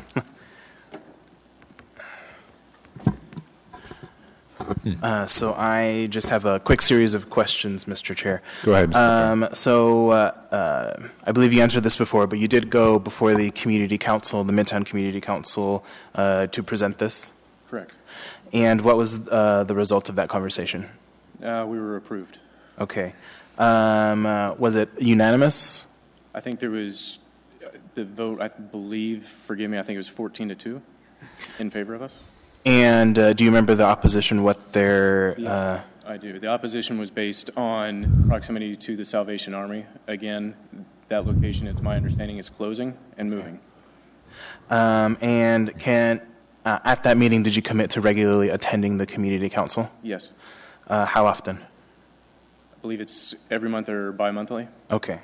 And what is the occupancy of the retail? Occupancy? How many people do you expect in the retail at any given time? 5. Yeah, if that. 5. Okay. How many parking spots were required for the retail? Oh, I don't remember that. I don't remember that offhand. Okay. And what are your proposed hours for the retail? Proposed hours, there was 2 sets, a winter and a summer, just to adjust for the daylight. 9 to, I believe it was, I want to say it was to 7. Something like that. Okay. All right. Thank you. That's all the questions that I have for them. I just wanted to make a quick statement. And I still am not sure how I'll end up voting on this particular license. I want to make sure that I respond to the concerns of my constituents. But just dredging in my memory, I know that in the past we have had similar issues where there have been concerns about licenses close to neighborhoods or licenses close to schools. And in those instances, I have voted for those licenses. And as far as I know, no issues have come up. So I will be heavily considering my vote. Thank you, Mr. Chair. Thank you, Mr. Rivera. Ms. LaFrance? Actually, my question was about the hours, Mr. Chair, and that's been answered. Well, it's interesting because I believe in here it says closed Look at item number 6, Mr. midnight to 8 a.m. That's okay. I see what you're saying. Mr. Train and Mr. Constant. Just, Mr. Chairman, take a look at item 6 on there on page 2. It says they're going to be open.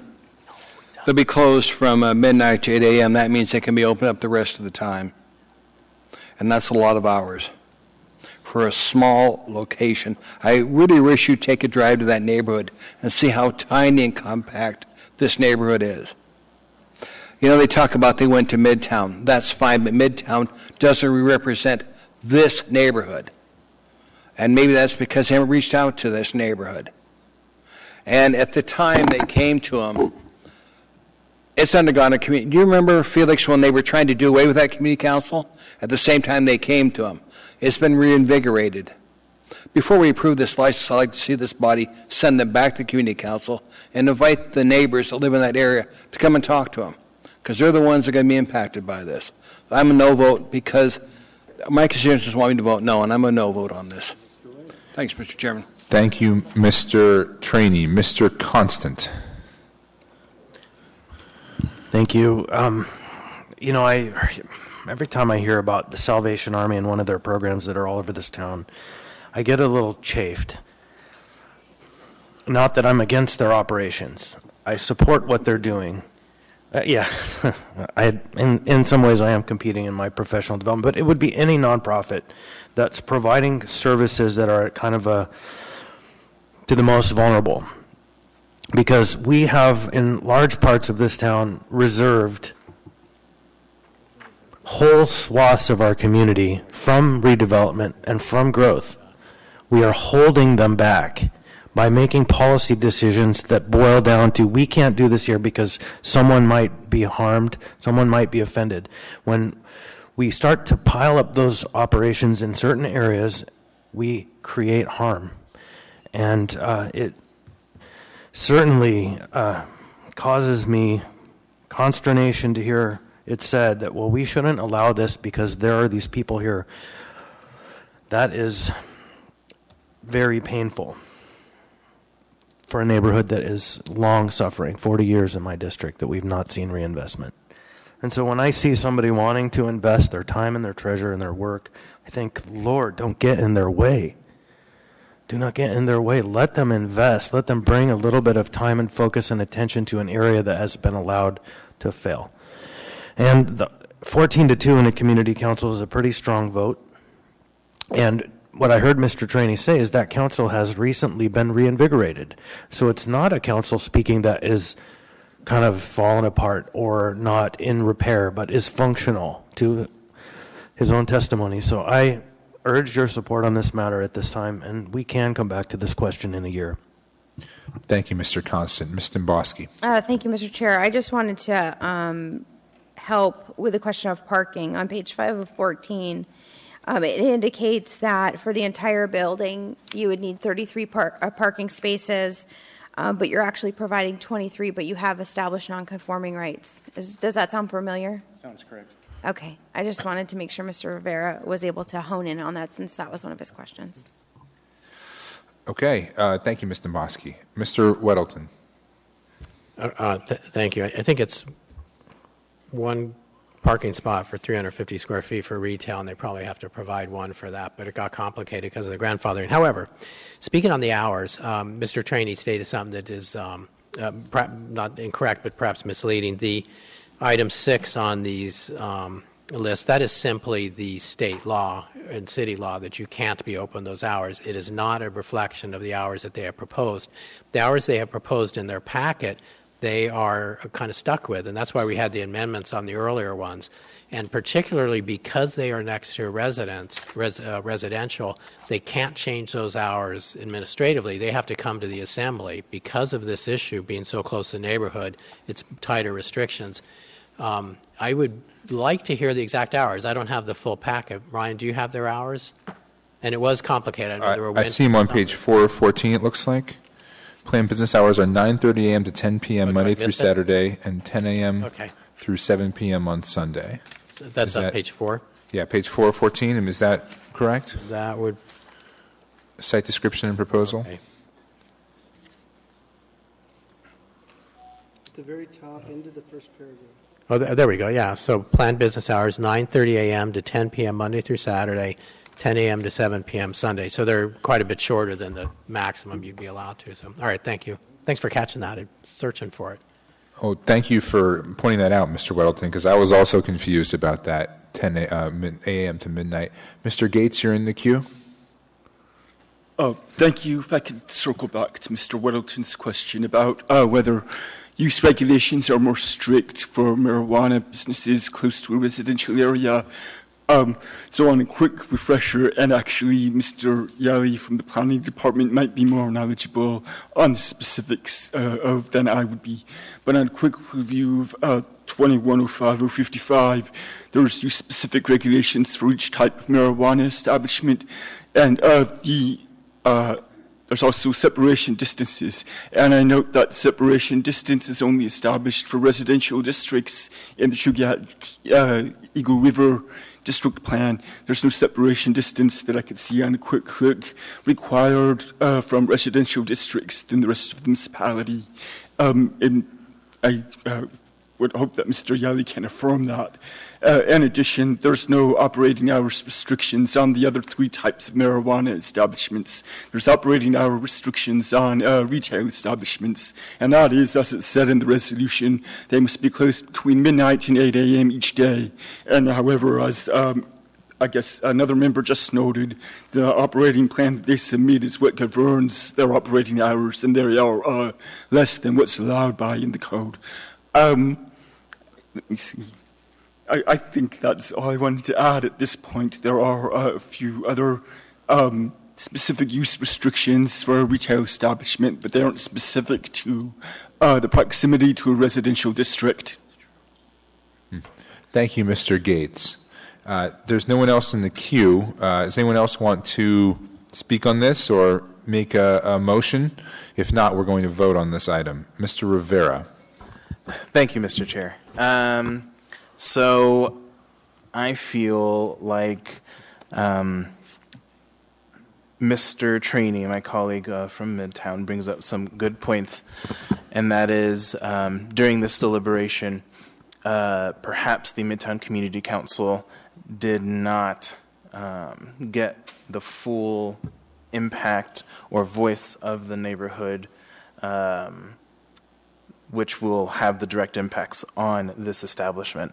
So I don't know if I want to make the motion or not. Someone can convince me not to, but I think it might behoove us to postpone consideration of this license and kick it back to the community council and specifically have them make sure they do outreach to this neighborhood. Okay. Okay. He's whispering in my ear. I'll go ahead and make that motion. I'll second it. So hold on now. The motion, you're postponing it to what date? September 21st? I can accept that, sure. September 21st. Community councils aren't meeting in the summer, and they're going to be building out. Yeah, what do you think, sir, Mr. Chair? Yeah, go ahead. So, I mean, I think you'd probably prefer to get your license sooner rather than later, but they're correct that community councils don't meet until September typically. How disruptive would that be to your operation? For this, it could be, but I do have one comment, if I may. Sure. We did receive a mailing list from the planning department. I believe there was close to 500, if not a little more than that, addressees that we invited to the community council meeting where we discussed this in the community council that provided the approval from them in the vote of roughly, I believe, 14-2. Okay. Mr. Trainee, you have questions for the... Where did you meet the community councils at? This community council, where did it meet? The Wells Fargo building. Okay, that's when they were dying. They were thinking about disbanding, trying to send another community council. They're now meeting on C Street. Whole different community council has been reinvigorated. So what I would like to see, Mr. Chairman, is this body delay this till that date so they can go back to the community council and see if they still feel the same way. Do we know when their next meeting? Can someone look on the... Yeah, Mr. Chair, that's why I got in the queue. So they took July off, but they are meeting again in August. Oh, wonderful. Okay, when are they meeting? What date? Should be the first Wednesday of the month at noon. I believe it's the third Wednesday of the month that they meet. I'd have to look specifically. It's at noon. We have a meeting on August 28th. Would you like to make that the destination for your motion?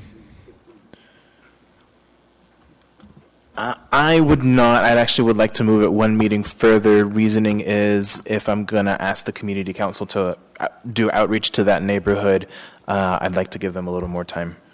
Okay. Well, our next meeting after that is September 11th.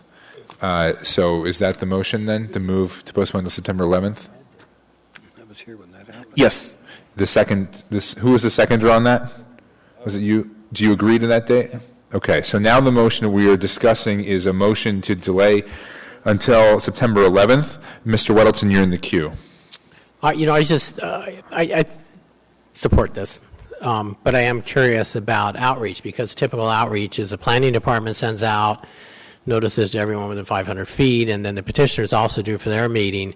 Will there be is it expected that they will do similar? Because that's not particularly cheap. I mean, that's at least probably $1.25 per mailing or something. Or do you just say community council will do their normal notice? Yeah, my expectation would be that the community council does their notice, and I'm more than happy to help organize the community council to do outreach. Okay. Thank you, Mr. Weddleton. Mr. Constant. Yeah, this is a question to the petitioners again. So what you see here is it's a gamble right now. Nobody knows how it's going to fall, and it's close. And so if the vote were to happen tonight, you may lose. And so you have an opportunity to go back out to the community and build support. Or you can take a risk tonight and ask us to proceed. And door number one. you know, so you have choices, and I would love to hear what your thoughts are. Yeah. I appreciate your comments.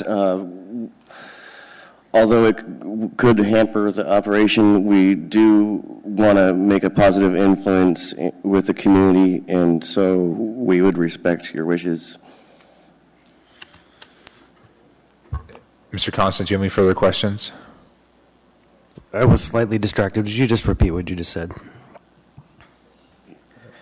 Sorry about that. Anyways, the ideal goal for this whole thing is to be a positive influence throughout the community, the neighborhood, and if that means us to go back to this meeting and reach out to them again, that's not a problem to us. Okay. Okay, Mr. Trainee, you're in the queue. To my constituents that are out there, you need to go to the community council meeting, get your neighbors to go, and give us your opinion at that community council meeting, because it looks like that's the way this is going to go. It would not have happened had you not come to this meeting. So please go to the community council meeting and get your point of view known by them, okay? Thanks, Mr. Chairman. Thank you, Mr. Trainee. Is there any further discussion to Mr. Constant? Yeah, just that, this is the first time since I've been following this process that this has happened, where a petitioner or licensee comes forward and asks, and then they're asked to go back for a second round. So it is extraordinary, but it's not a bad thing. I just want to point out that this is an unusual procedure. Thank you, Mr. Constant. Anyone else wish to speak to Mr. Rivera's motion to postpone, until the meeting of September 11th? All right, seeing no one, please vote on Mr. Rivera's motion.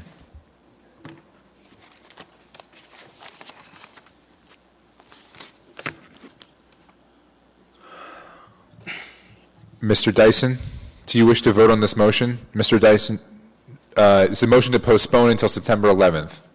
Okay. Mr. Dyson votes yes. All right, that passes. The motion to postpone passes unanimously. We'll be seeing you in September. Thank you. Thank you. We are now on item 14H. This is the items that we reconsidered. Resolution number AR 2018-207, a resolution of the Anchorage Municipal Assembly setting public hearing for the first time renewals of and approving the renewals of municipal marijuana licenses for cultivation establishment, Black Bear Nursery, M14073. Stating the Assembly's non-objection to the renewal of a State of Alaska marijuana license number 14073 for the same establishments, respectively, and authorizing the municipal clerk to take certain action. Public hearing is now open. Does anyone wish to be heard? Anyone at all? Hearing and seeing no one, public testimony is now closed. What is the will of the body? Move to approve. Second. Moved and seconded. Is there any discussion on this item? Okay, seeing none, please vote on this item.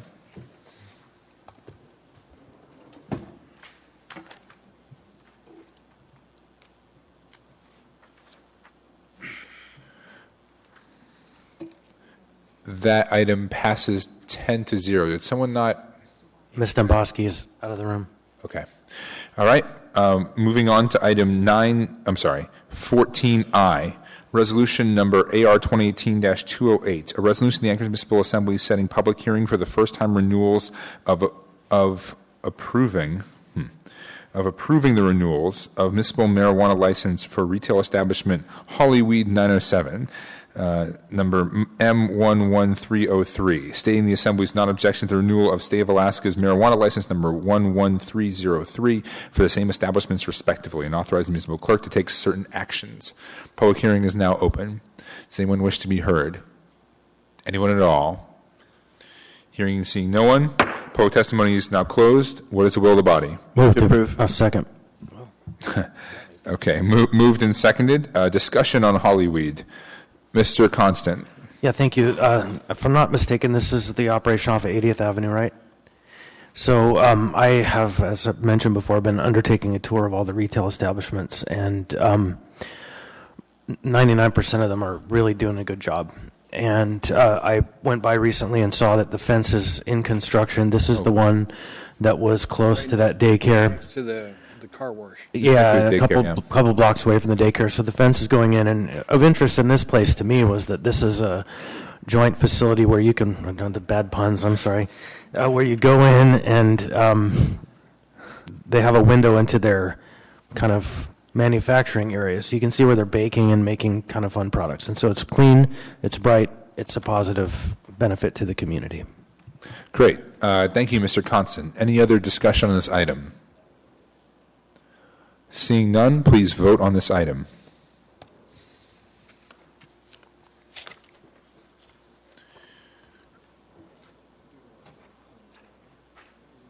That item passes 9-1. All right, that concludes that portion of the agenda. Special orders, there are none. Oh, yes, please, Ms. Borowski, please join us again. We are now down to audience participation. Is anyone here who would like to speak on an item that wasn't discussed on the agenda? Please, sir, please state your name and say what part of town you're from. I am Nicholas Begich, and I am living in Muldoon.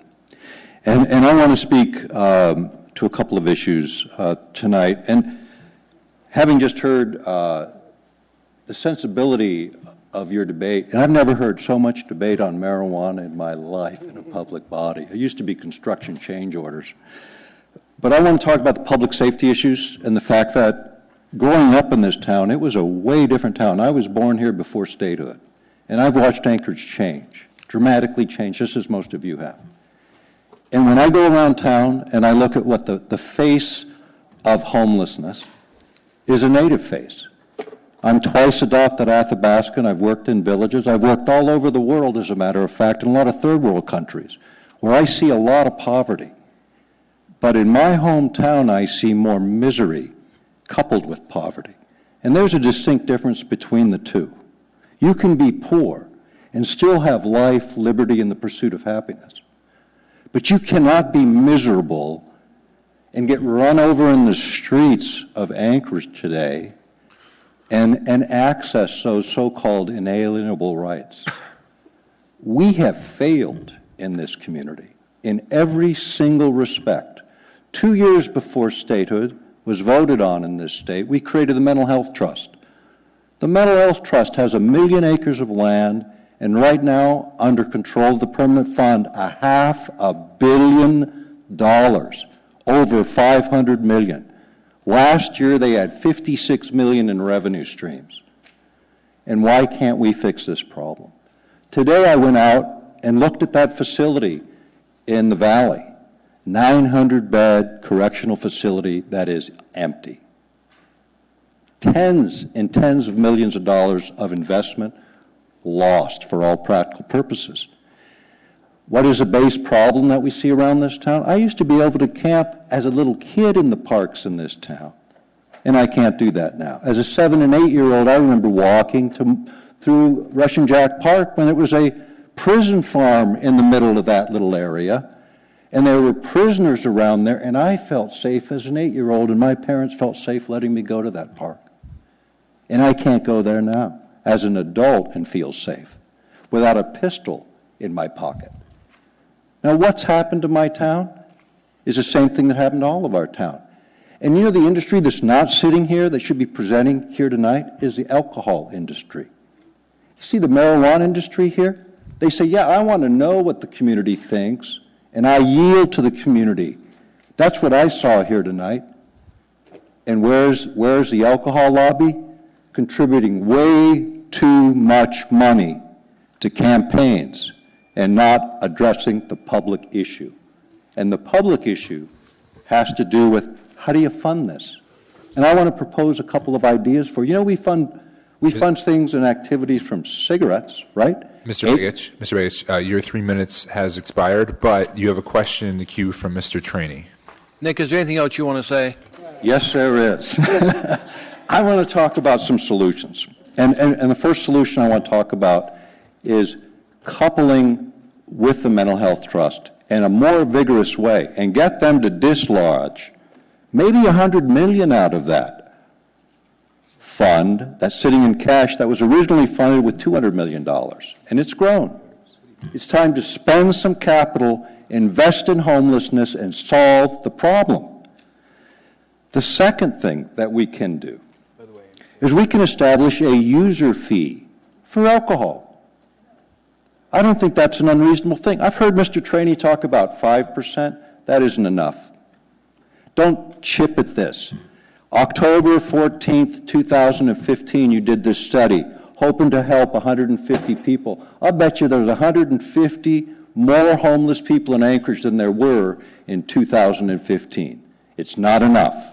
$45 million in property theft in our neighborhoods, a lot of it related to this, in our neighborhoods. 15%. You know what made me come here was reading the article where you said no more fees for marijuana. They're paying their own way. Time to say that to the alcohol industry. Ladies and gentlemen, they need to pay their own way.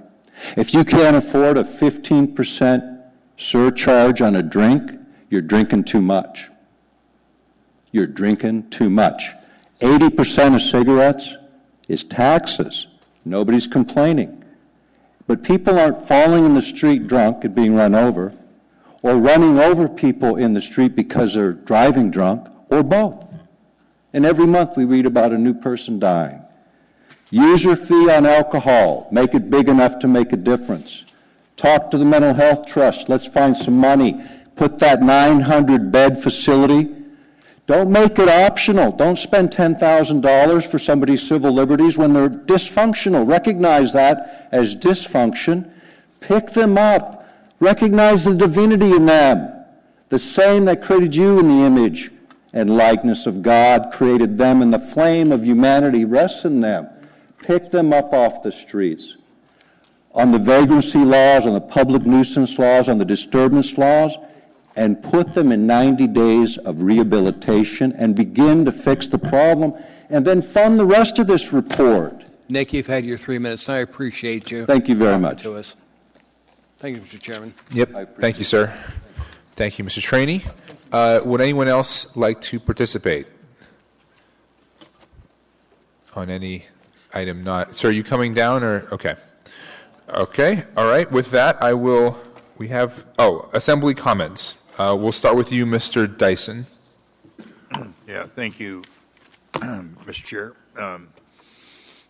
We live in a culture that is quick to criticize and condemn, and not often quick to commend and show appreciation.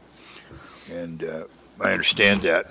My innate sense of fairness thinks that we ought to once in a while mention the good things that happen and thank so.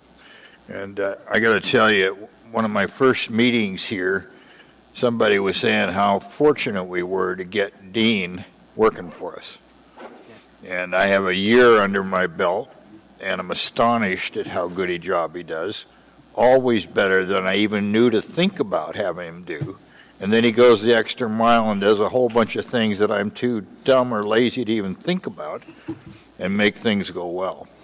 And I appreciate having that kind of backfill for my deficiencies.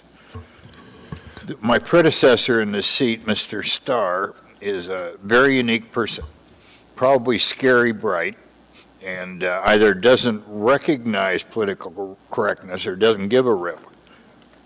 But either way, amazing. When I asked him about what it was like working with this administration, and he said, the easiest ones I've ever known. And that's been my experience. I'd like to particularly single out Mr. Wilbur, the Public Works Public Works Director. Ski? Yeah. And Mr. Roddick. In the middle of the winter, the solid waste facility people decided that an informal parking lot near their entry there was perhaps a hazard for people pulling out of there and getting hit by a truck. So they closed it, plowed berm up there, and so on. And it is literally an informal and effective park and ride. In the summertime, a place where bicyclists park and to go riding on the bike trail. And they have found that parking by the scale house has not been very good, and the cars have been vandalized there. So I went to Mr. Sudi, and he said, I'll fix it. I saw Mr. Wilbur, and they said, we'll get after it. In about 4 days, the informal parking area was back open, and Mr. Rada had told me that there was a 4 or 5 year old plan to use some land just on the east side of that intersection that the city owns for a parking lot. We'll drive by. There's cats and graders sitting out there, and the darn thing is happening. And some people in this administration with a can-do attitude instead of finding excuses why it couldn't be done, are making it happen. And I, for one, am appreciative of all three of those guys. Thank you, Mr. Dyson. Ms. Domboski. Thank you, Mr. Chair. I have to say, I could have listened to Mr. Begich for another 10 minutes. I was taking notes as you were speaking. You have seized on a couple of things that I have often thought about. It is infuriating me to see the Palmer Correctional Facility empty, especially when the mantra of SB 91 was we were going to focus on treatment, and that, in fact, was the one prison that had the best treatment options, yet our governor, in his astute decision-making ability, he closed it, which is one of the things I think is just a missed opportunity. So I think you make a very good point there. I did take notes. I don't know that I'll agree with you on the 15% surcharge of alcohol, but I do want to tell you, I actually had a discussion last week, and I won't reveal my source, but I will say that I know at least one candidate that's running for governor who has made a pledge that if he wins, that he will be giving municipalities back the half of the amount of money they're supposed to be collecting now from the alcohol tax that was passed years ago. And so that would be a significant windfall for us to be able to at least start, because clearly substance abuse issues are problematic, and the real failure we have is we don't have a continuum of care in this state. It's a major problem. When you look at the issue of crime or addiction, not even crime, let's just put that to the side. When we look at the issue of addiction, I'm by no means an expert in it, but I recognize it is a continuum of care, and you can't deal with one piece poorly and then expect that it's all just going to resolve itself. So I think we need to have an administration who is really focused on giving people care that they need. We have to remember people have free will. Some people choose not to engage in care. But what better place when so much of our prison population is in fact incarcerated for some amount of time, what better place to make that part of what they need to do is at least start that, and hopefully they'll continue it if they get out. But I think you made some excellent points, and they didn't fall on deaf ears, and I want you to know that there are multiple people listening here and out there that heard these comments, and I can tell you that I know of at least one administration that's very receptive to this issue. Thank you, Ms. Domboski. Mr. Constant, any comment this evening? Thanks for a good meeting. Thank you. Mr. Peterson. Thank you, Mr. Chairman. And having grown up on a farm, it wasn't a prison farm, although sometimes it felt that way. I think it's a great missed opportunity of all the food that they were producing, reduce the cost of feeding other inmates and other institutions across the state. So I thought that was extremely short-sighted. And not only the prison farm, but they were had some of the inmates were getting trained in as meat cutters in the meat cutting plant as well. And then since that meat cutting plant has been privatized, that opportunity is no longer available. So I think there's numerous opportunities that are being missed, and it would be great if someone could move us back a year and they could remake that decision. Thank you, Mr. Chairman. Thank you, Mr. Peterson. Mr. Trainee? Thank you. Nick, thanks for being here. Appreciate it. Anytime you want, come back here. I'll find time for you. To the administration, Mr. Falsey, where are we at on that complex that was going into Tudor and Elmore? And have we figured out what to do with the buses? This was delayed it originally. What's going on? Through the chair, Robin Ward has the latest. It looks like we have lost both Chris Schutte and Robin Ward, but we are in the middle of a site selection process for the school district bus barn relocation. I have some confidence that when that emerges in relatively short order, it will be a pretty acceptable answer, but we'll stay tuned for that. I think it should be emerging in relatively short order.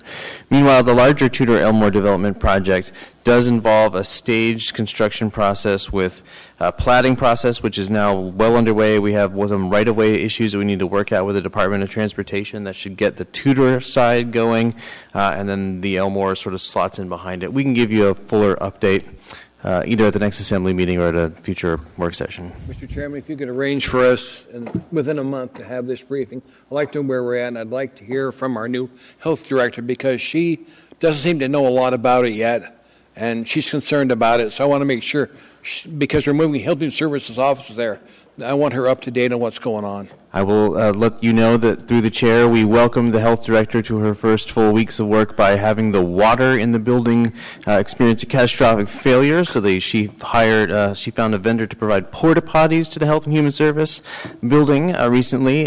So it is top of mind to get better accommodations for the Health and Human Services Department. Thank you, Mr. Falsey. Thank you, Mr. Chairman.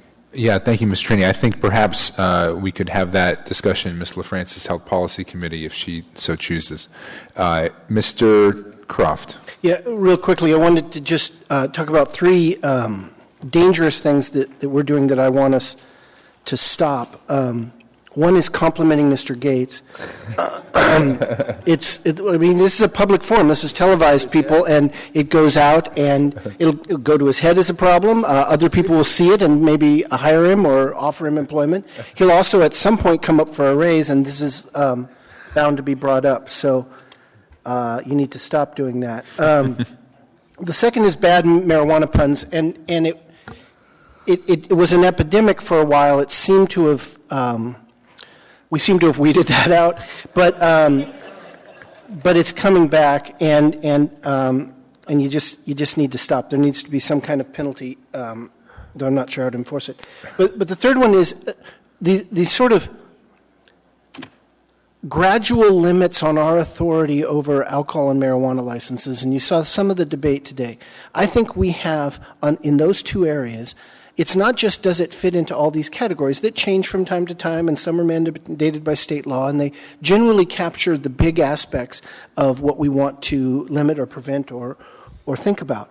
But the last line in the statute we wrote for ourselves, it gives us a very broad authority and even an obligation.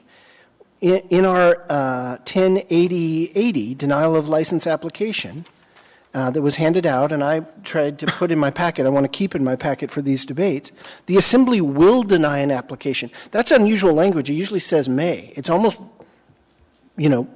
broader than that or more suggestive that you should. Will deny application. It lists all the things that, violating laws or things like that we normally concentrate on. But then 6 is issuance of the license will adversely impact the health, welfare, or public safety of the neighborhood in which the marijuana establishment is proposed to be located, or otherwise would not be in the interest of the public. Now, there's always concerns about consistency in our decisions and particularly our land use, and we should be concerned with that. But the fact that we have ever at any time allowed a marijuana license near a residential area does not mean that we forever must. We have to be precise about the dangers we're seeing, and we may have to revisit that other and say, oops, we made a mistake, we're yanking this one too. But it is a province that we have, that I know the members here take seriously, and I'm going to continue to fight against this sort of creeping idea, legally or otherwise, that we can't do that. We have that authority. These are legal, but products that have significant both risks and health consequences, and that's our obligation. So those three things I want us to watch. Thank you, Mr. Croft. Dick, I saw you in the queue. Do you want to speak again? Yeah, just on Mr. Croft's comments. We have a lot of legislative authority here. Only to the degree we give it up, is it impinged on what we do here? We have a lot of judicial, legislative authority, and don't give it up to anybody, because that's one of the reasons we were elected to do this. We should use that authority judiciously, but we need not be timid or run away from that authority. Thanks, Mr. Chairman. Thanks, Eric. Thank you, Mr. Traney. Ms. LaFrance. Thank you, Mr. Chair.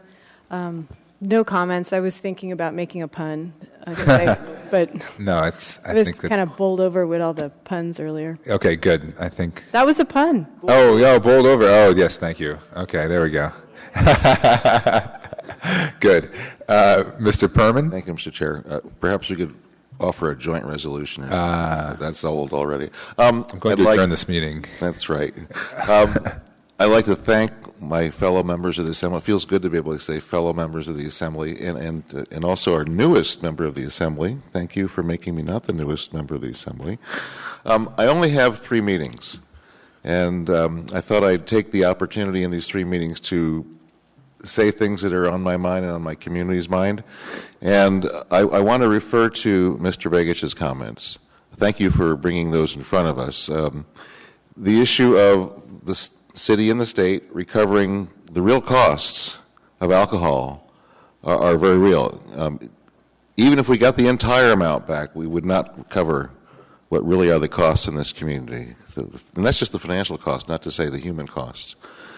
But I'd like for Mr. Begich and others to think about that we have another scourge. It's not just alcohol. We have opiates. And they are, in many ways, it's growing. It's in some ways worse. Maybe in a lot of ways worse. It's certainly impacting the neighborhoods. And I wonder if you might address us at a future time to discuss with us your thoughts about recovering the cost, financial costs, that the opiate damage is doing to this community, the state. So I present that to you as an opportunity to come back to us again, and I present that to my fellow Assembly members to consider what we might have within our arsenal, our authority, to do the same thing. Think about that.